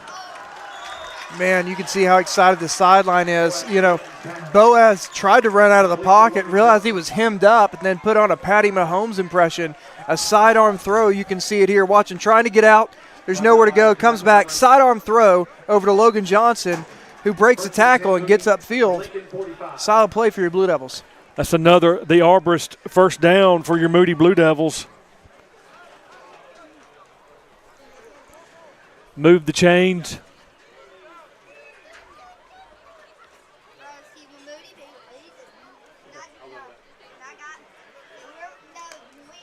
They're bringing the house. Picked up good that's Kevin James on the carry, and he lost a yard. Yeah, and they know that we're, most of the time going to keep it on the ground in 1st and 2nd down in this situation. And Loss of 1 yard, 2nd and 11. Using that knowledge. Blitz was picked up good there by number 52, Fisher Brenniger, Brett. But they were still able to put some penetration there and get to Kevin. Yeah, with Lincoln running 3 down defensive linemen, they're pretty much sending somebody extra, at least one. 2nd and 11 for your Blue Devils. Takes a snap, fakes it, throws it out there. Great play and catch by Bradley Blaze. He's going to get the first down, and there was looked like a horse collar, but no flag. Man, he's able to get one hand on it, and here's the replay. Gets a hand on it and bobbles it into his possession. It was anybody's ball there for a moment, but gets upfield.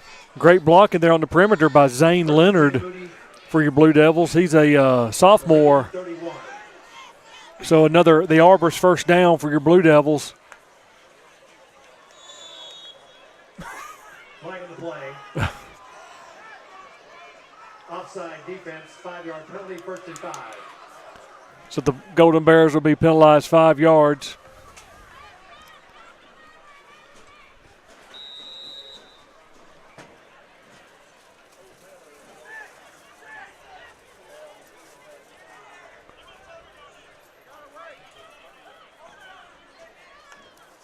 There's a snap. Kevin James with it. That's where his speed is. Yep. Looking for a block, breaks a tackle, breaks another. Kevin James is in. It. Touchdown, Moody.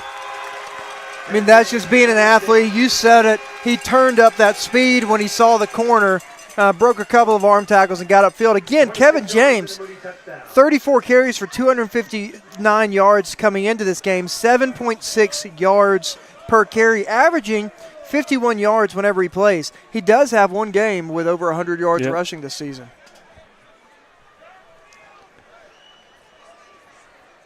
Coach Wiley getting a little frustrated there, calling for his special teams.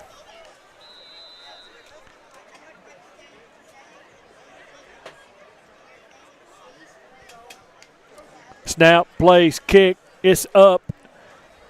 It is good with 7 minutes and 47 seconds to go in the third quarter. It's Moody 59, Lincoln 3. We'll take a quick break. You're watching Moody Blue Devil football on the 411 Network. Excellent care for your trees starts and ends with us. Backed by a 15-year history of integrity and safety, we're dedicated to preserving the health of your trees while ensuring the safety of your home. Advanced tree care requires experience and expertise. That's why our team of experts, led by an ISA-certified arborist, specializes in pruning, tree removal, disease treatment, and preventative maintenance. Enjoy your trees for years to come. Call the Arborist, your trusted source for tree care. What? How is that a flag? He landed on him after the sack. That's roughing the passer. What if he hit him high?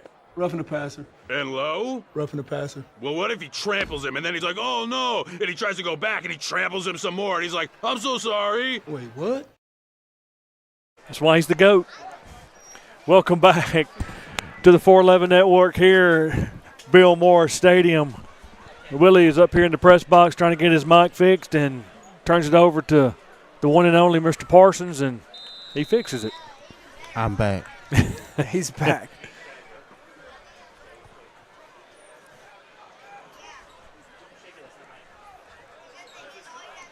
Cal has it teed up. Nice kick. He takes it to 10. He's looking for a little running room. He's still going, and he's finally going to be brought down.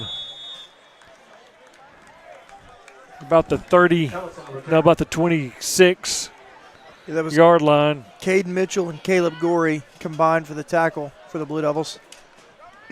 You know, going back to Kevin James, Brett, what sticks out to me is Bravis got injured that series against Leeds. I don't know where LeCameron, if he was getting equipment adjusted or something, but he puts in KJ. Didn't even hesitate. He picked up a big first down for Moody. There's a lot of trust in him. Low snap. Passes incomplete. Defended on the play for the Blue Devils. Looks like number 39, Ashton Purdue. He's a junior for the Blue Devils. Bring up 2nd and 10.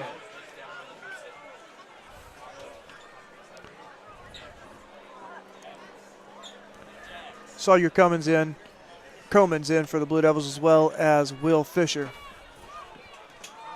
Nick Collette is the quarterback for the Golden Bears. Pass is complete, but that looked like an illegal block. I don't know if you saw it by number 9, but he just KO'd. No, I missed that one. Tackled by Ashton Purdue. Yeah. The referee's talking to him. They didn't throw a flag, but it's a big third down, so it's going to be another Whole Heart Construction third down for your Moody Blue Devils.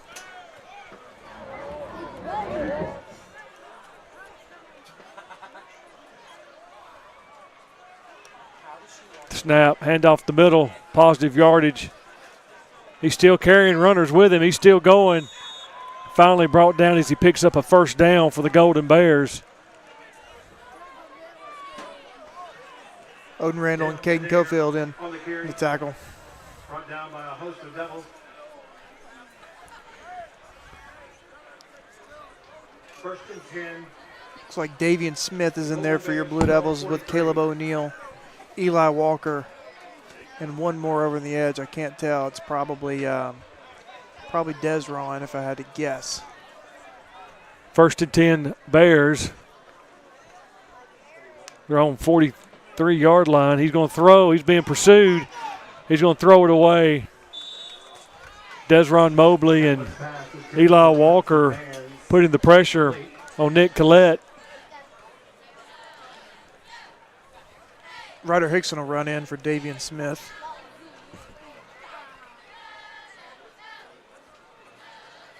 E.J. Price on the coverage. Bring up 2nd and 10. So next week, no coaches show next week as the team is taking off. We will film the following Sunday, so it'll be the week of the first round of the playoffs. On that Wednesday, we'll broadcast the Coach Jake Gaines show. Pass is intended for number 2, Caleb Jenkins. Yeah, but they've been going back to that. Correction, Jamichael Ellis falls incomplete. Yeah. Been going back to that little hitch route. There's a lot of movement there from the offensive line as they're pulling and kind of giving some eye candy, and quarterback pops up, kind of zipped it in there a little too far outside. 5 minutes, 34 seconds to go in the third quarter.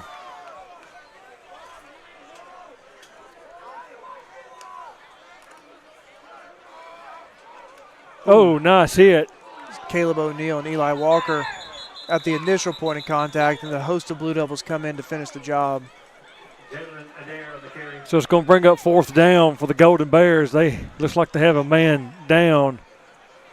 They help him up. 1 yard, 4th and 9. Man, and when you're a young guy and you're not getting a lot of pregame or a lot of game reps, it doesn't matter what the score is. You know, when you come in, you play with passion, you play with fire, you play with zeal. This is your opportunity to make a name for yourself and to impact a football game. And these Moody Blue Devils are flying around the field. So it's 4th and 9 for the Golden Bears. They are punting. They've had a lot of high snaps. It's like Jonah Williams, 28, back to receive for the Blue Devils. Another high snap, and here they come. Oh, he got away with it. Man, Desron Mobley. And they need to holler. Yep, and they down it at about the 35-yard line. We're going to take another quick break. You're watching Moody Blue Devil football on the 411 Network. Are you looking to purchase a property? We can help with that. Looking to buy land or investment property? We can help with that. Looking to list your property? We can help with that. We are Exit Realty Crossroads, and we are here to help people buy and sell real estate in the central Alabama area. Our local and knowledgeable agents are here to help you through every step of the process. Go Blue Devils.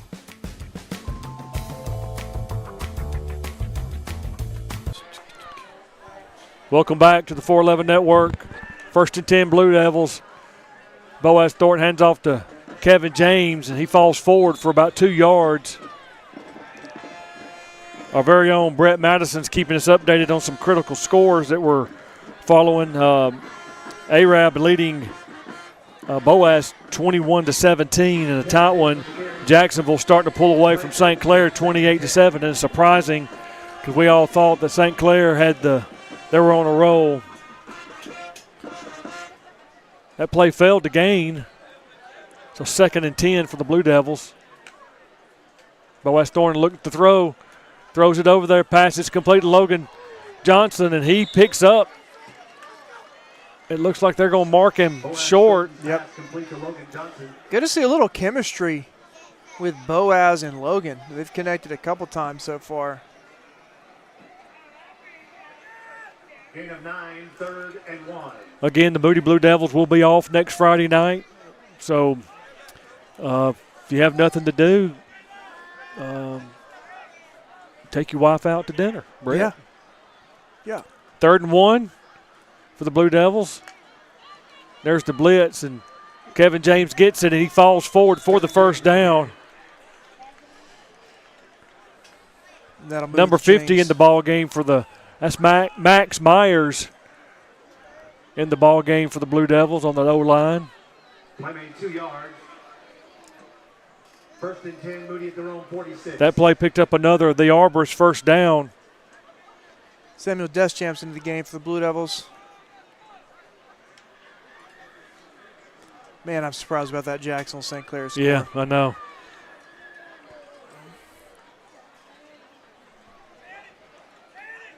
Wonder about that Chelsea score. Get to look that up. Ooh. Wow. Boaz is being pressured. He's got to get rid of it, and he's going to go down for a loss.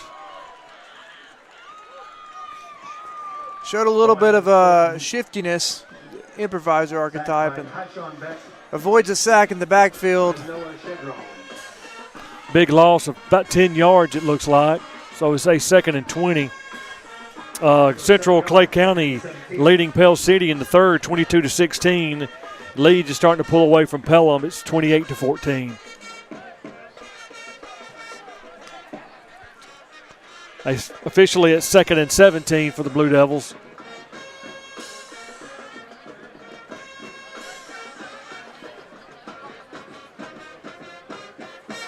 Kevin James goes in motion.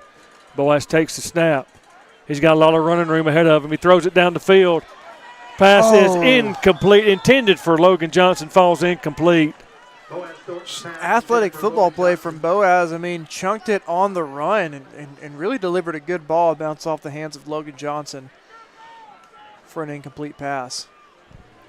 I got a couple of quick score updates. Victory Christian is up 56-0 over Belgrade, and Jackson. St. Clair has cut that lead after it's 28-14 now in the third quarter. Okay.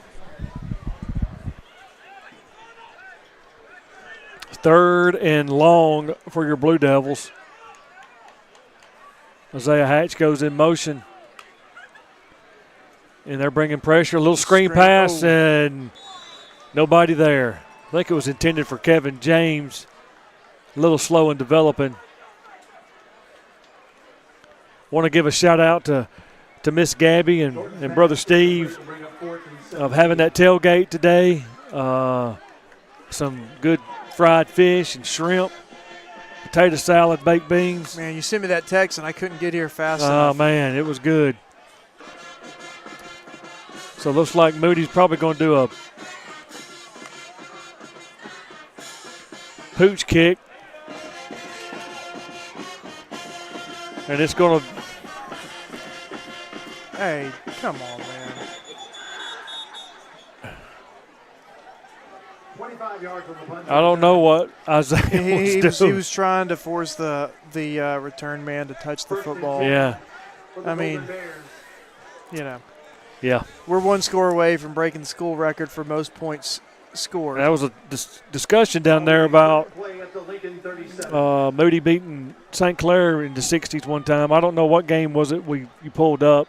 63 is the most. 63. Yeah, 63-0 was the score that night. It was 63 for us at Springville, and then Coach Wallace tied it a few years ago. Okay. 63 at St. Clair, so it's tied at 63. All right. Looks like that score will be dethroned if we get in the end zone one more time. Collette takes it. He keeps it. He's looking downfield. He's got a man open, but it falls incomplete. Catlett's pass intended for DeMichael Ellis. Incomplete. Bring up 2nd and 10.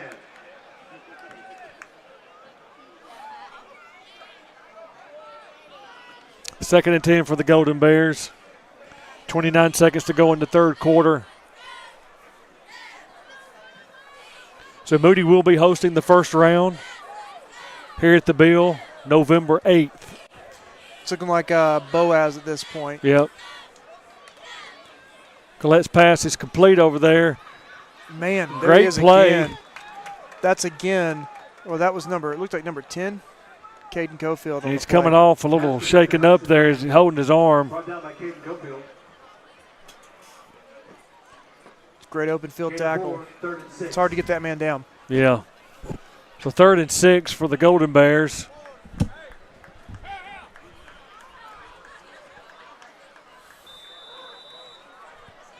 And that's the end of the third quarter. Your Blue Devils lead 59-3. We'll take a quick break. You're watching Moody Blue Devil football on the 411 Network. This is Senator Lance Bell. I want to thank you for the opportunity to represent you in Montgomery. I am so excited about this time of year as we watch our cheerleaders, our football teams, and our band as they perform on the field. And parents, I'm not forgetting about you. That's what's great about Alabama. I'm Senator Lance Bell. Thank you for the privilege to serve you in Montgomery.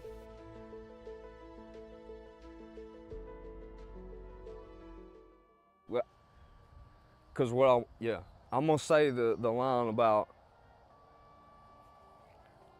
if you're in the visitors crowd, we'll treat you just as nice as if you're on the Blue Devil side. Yeah. Let me add that to it. And then go Blue Devils. Yeah. All right, let's see what we got on this one. It's already going.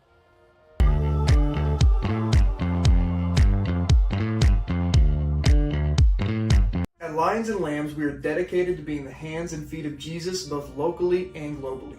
Our mission is to share the gospel and help those in need. Whether here in the U.S., South America, Africa, or Asia, we create opportunities for people to encounter Jesus and experience His love firsthand. We support local leaders, help fund missions to spread the gospel, and supplies to bring hope where it's needed the most. Do you want to join us in making a difference? Partner with us through prayer, donating, or coming along on a trip. Find out how to join us and stay connected with our journey on Facebook, Instagram, or the web at lionsandlambs.info. Welcome back to the 411 Network. Into the third quarter, we just had the lowering of the colors. As always, 411 Network wants to thank all our men and women serving our armed forces throughout this great country, all over the world, protecting our freedoms. Also to all our first responders out there, putting their lives on the line each and every day. We support you and we thank you for your service. All right, Brett, we start the fourth quarter. A lot of players that have not played a lot this year are getting a lot of reps, which is good. Yeah, it's great. You can't, you got to have those live reps. You have to. It's so vital for your development. Friday night reps, playing at full speed, there is no substitution for it. Collette takes the snap. He's being pursued by, and great open field tackle over there by number 25. I think that's 25. Yeah, it was. Owen Randall. Great pursuit by Owen Randall. Yeah, it's really, yeah, go ahead. Go. Oh, like Davian went down late. 4 yards, 4th and 2. And the trainers and the coach sprint out and have an injury on the field for a Moody Blue Devil. Brett mentioned it was Davian Smith. He is a defensive lineman, senior defensive lineman for the Blue Devils.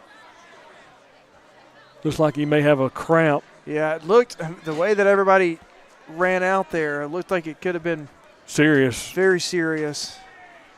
Luckily, they're stretching him out. Looks to be a cramp. And Gaines is laughing and shaking his head. Man, that was a death sentence when I played. I try not to be that back in my day.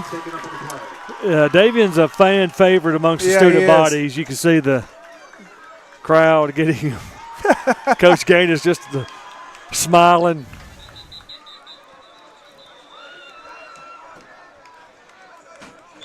So it's going to be 4th and about 2 for the Golden Bears. I think they're going to go for it here. Caleb O'Neal run in. 4th and 2. Lincoln from their own 45.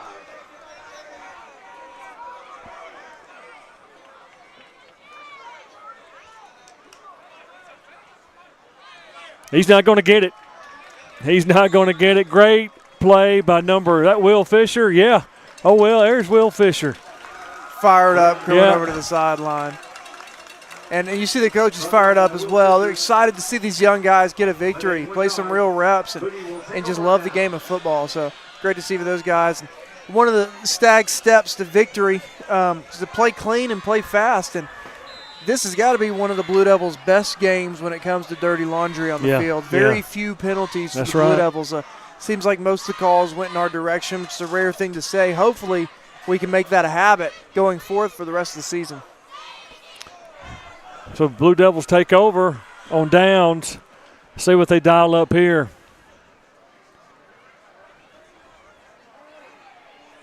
Boaz Thornton's waiting on the snap. He takes it. It's a low snap. He's got to jump on it. Ball still on the ground. There's some offensive linemen. Looks like they're going backwards. Slow getting up.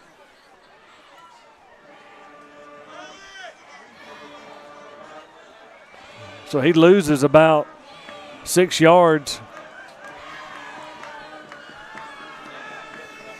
You know, you don't want to start getting sloppy here, and even with your young guys. Yeah. So have to play to a standard. And you can see, if you can watch pre-snap, these younger guys kind of give you a cue on what's going to happen with the play. And right here, you're likely going to see a run play. Another low snap picked up by KJ, and he's got a lot of room. There goes Kevin James. He's in the open field.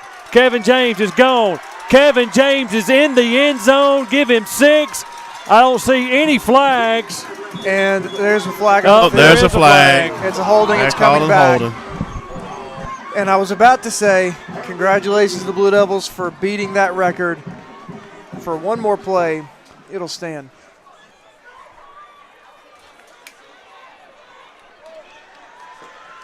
Man, KJ, he said, all right, I'll take this. Scooped it and took off. He's like a shot out of a cannon. I don't know who the holding was called on, but Coach Gaines is walking over to the offensive line coaches and not happy. Yep, second and a country mile. And you're right, he's not happy. No matter how much you're up, the standard still remains a standard, no matter who's in. So second and about 20. Another low snap, but KJ's got it. Oh. Great play for, trying to say for Lincoln, number 43. Number 43 for the Golden Bears is Nathan Moore. KJ probably gassed after running 50 yards on the previous play. Starting to get a little cool here, Brett. We're going to see the Blue Devils throw it. It's come back to Isaiah Hatch. They're asking for pass interference. Yeah. I don't think they're going to give it to them. When you're leading 59-3 with under 10 minutes to go in the ball game. It's hard to get those.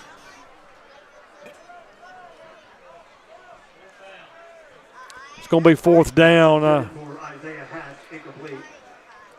Bring up 4th down.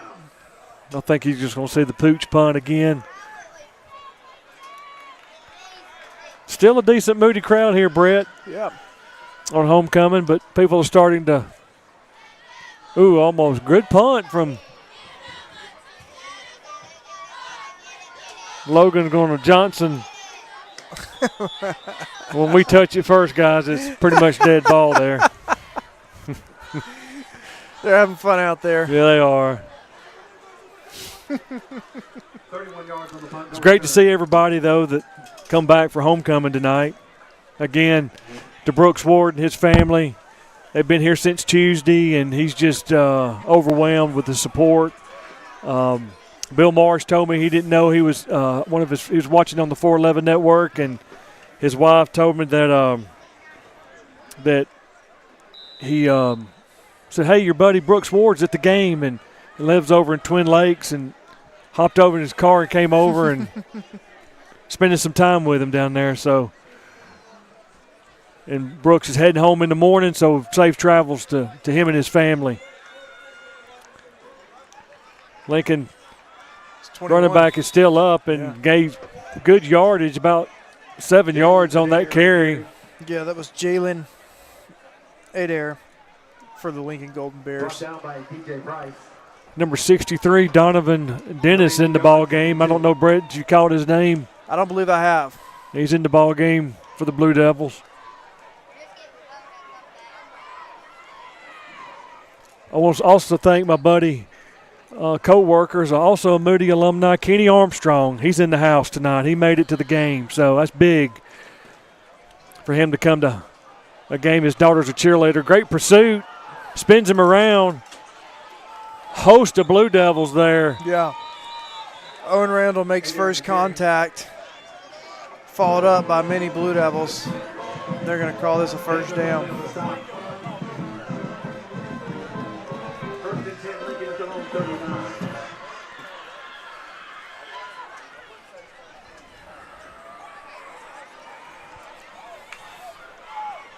So first down for the Golden Bears.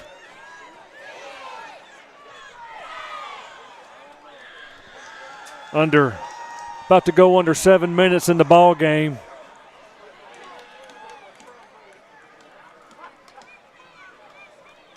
Collette hands it off. Being pursued. Great tackle there for the Blue Devils. Trying to see who it is. It's number 43, Asher Griffin. Yeah, they were able to pick up positive yards. That play right there was meant to go off tackle. A pulling guard was meant to kick out Eli Walker, and Eli Walker collided with him at the line of scrimmage. Did exactly what he's supposed to do to stop that play, but they bounced it outside and unfortunately pick up 5. Remind everyone, stay with us at the end of the game where we'll get comments from Coach Jake Gaines, his thoughts about tonight's game. Collette throws. Great play, defensive play by number 17 for the Blue Devils. That is DJ Price. Yeah, and he's stepped up and just at the point of contact when the receiver touched the football, jarred it loose, keep them from picking up a decent chunk of yards on second down. So 3rd and 5 for the Golden Bears. And Lincoln, they'll finish the season. I believe this is our last game. I don't believe they have any next week. They might, but tough year for them. But the kids are still fighting out there. They're still and a couple playing. Athletes to build, a couple young athletes to build on. They've got something in the future they can work with. Collette's pass falls incomplete. Countless pass incomplete. You know what it looks like down there? Looks like we've got Chase Jackson, alum from last year. I see it, yeah. Yep, yeah. Down on the sidelines hanging out with Josiah Dozier. Coastal Carolina must be off. Unless they played. I don't think they played last night. Get to come hang out with his buddies for homecoming. He's seen a lot of playing time. So 4th and 4. They're coming for it. Good high kick. Takes a Moody bounce. Oh. Yeah. Some young guys still need some coaching up. Lincoln runners down at the Moody 35. Blue Devils take over on their own 35-yard line with 5 minutes and 35 seconds to go in the ball game. And a full set of stands over here on the home side. A couple of scattered chairs missing here and there, but big group hanging in here. So I believe Coach Gaines will give the team a couple of days off next week, but they'll be back at it because they'll know their opponent after tonight. There's KJ again. There you go. Look at that speed of KJ. My goodness. There goes Kevin James. I don't see any flags. There's Kevin James taking it to the house. And the sideline's going nuts. The sideline is going crazy. As the Moody Blue Devils set a new school record for most points scored in a game. Here's the replay. Look at that speed. And shot out of a cannon. And this will go down in the history books in Moody, Alabama as the most points ever scored in one football game. 65, maybe 66 after this extra point. Congratulations to this team on a game well played. Will Yates in to attempt that all-important extra point. Snap, place, kick, up. It's good. With 5 minutes and 10 seconds to go in the ball game, it's Moody 66, Lincoln 3. We'll take a timeout as well. You're watching Moody Blue Devil football on the 411 Network. Are you looking to purchase a property? We can help with that. Looking to buy land or investment property? We can help with that. Looking to list your property? We can help with that. We are Exit Realty Crossroads, and we are here to help people buy and sell real estate in the central Alabama area. Our local and knowledgeable agents are here to help you through every step of the process. Go Blue Devils.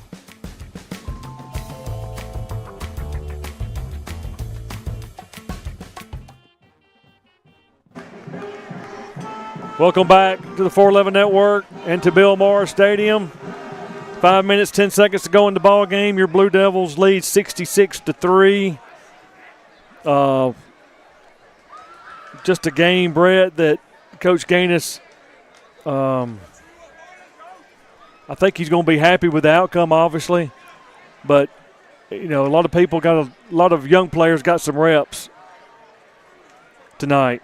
Yeah, they did. And again, there is no replacement. There's no substitution for reps at game speed, and you've seen the Blue Devils get some great experience tonight.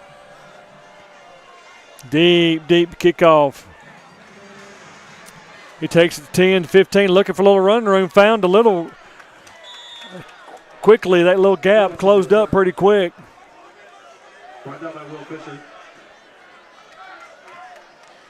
Last update on the Benjamin Russell-Chelsea game was 27-0 Benjamin Russell. Wow. Laying it to Chelsea. St. Clair has cut it to 10. It's 31-21. Do you know how much time's left in that ball game? It still says third quarter on my max reps. Okay. Anything could happen.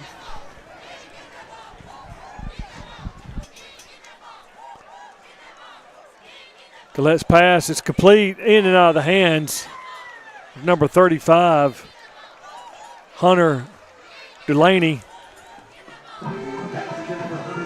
Yankees take a 2-1 lead over the Dodgers in the 7th inning.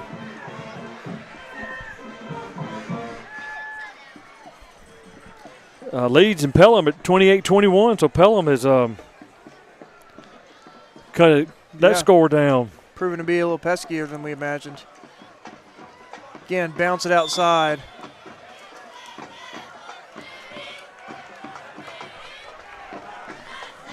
Number 27, Jermichael Aaron on the carry for the Golden Bears.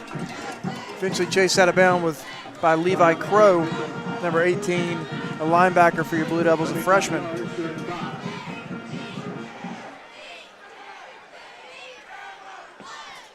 Third and 5 for the Golden Bears.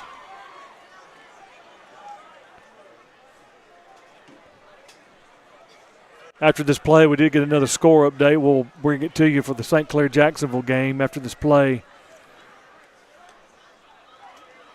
Collette looks to throw. He's being pressured, and he's got a lot of running room, but it closes quick, and it goes out of bounds. Looks like he's going to still be short. What was the update on the score? 37-21 Jacksonville. In on that last play, Eric Washington Tatum, number 38, closed that gap and forced Collette out of bounds for your Blue Devils. So it's 4th and 2. Let's see what this Moody Blue Devils defense does here. Still playing for a little pride. You know, you guys keep making plays.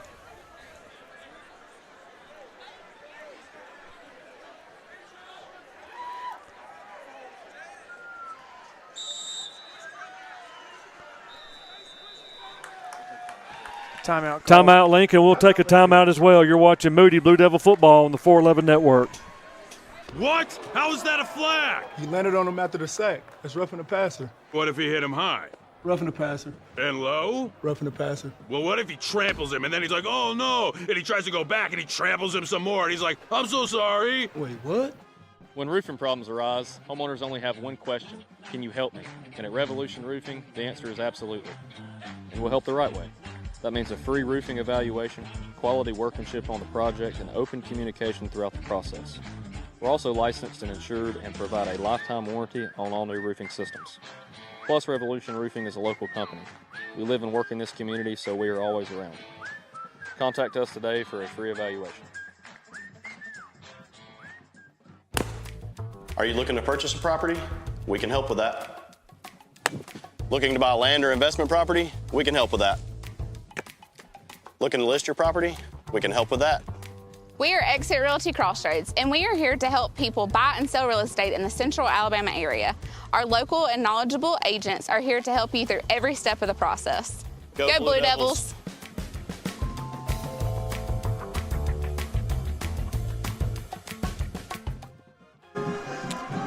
Welcome back to the 411 Network. It is 4th down for Lincoln, but it looks like they may be punting here. So let's see if they do a hard count, Brett.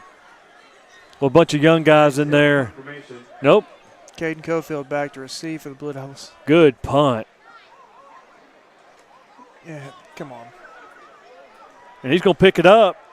I mean. The coach is down there just.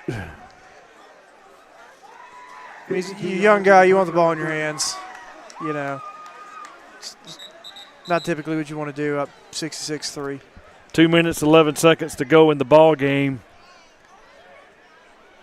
I think this is just going to be – so the quarterback on that last series, Brett. Mm-hmm.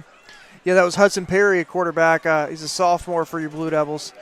In there on that play, he'll get to tell his grandkids, you know, if the score holds, that he was there on the play that Moody broke the school record for the most points scored in a single football game as he handed that off to KJ.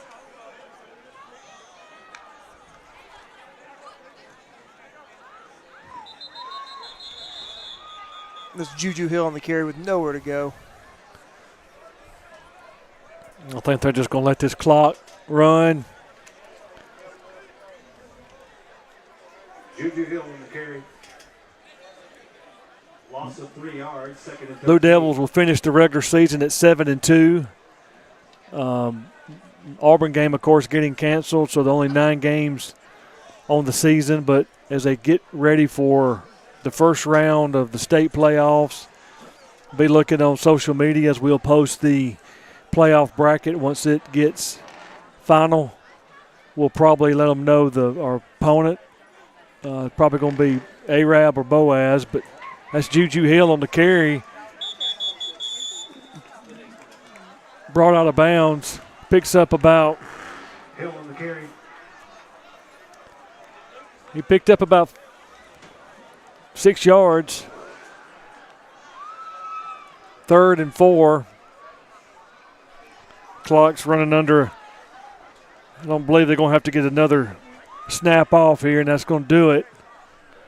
Stay with us at the end of the ball game as Willie will talk to Coach Gaines, and we'll call it a. 110 yards, 33. Looks like number 35 in for the Blue Devils at running back, but I don't know who that is.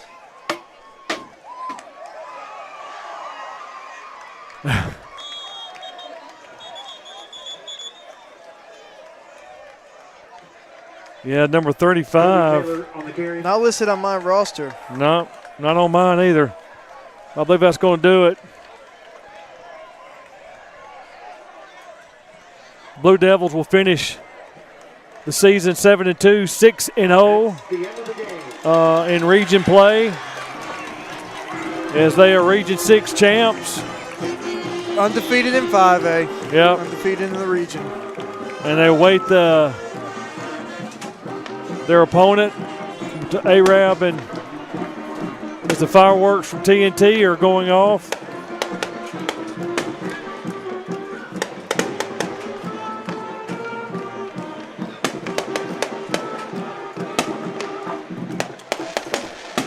Fans, as you exit the stadium, please show your Moody Blue Devil pride and help clean up the stadium. If you have any trash in your area, please drop the trash can on the way out. Don't know if they can get a shot of those fireworks there, but appreciate TNT for doing that. Waiting on Coach Gaines. I got to watch.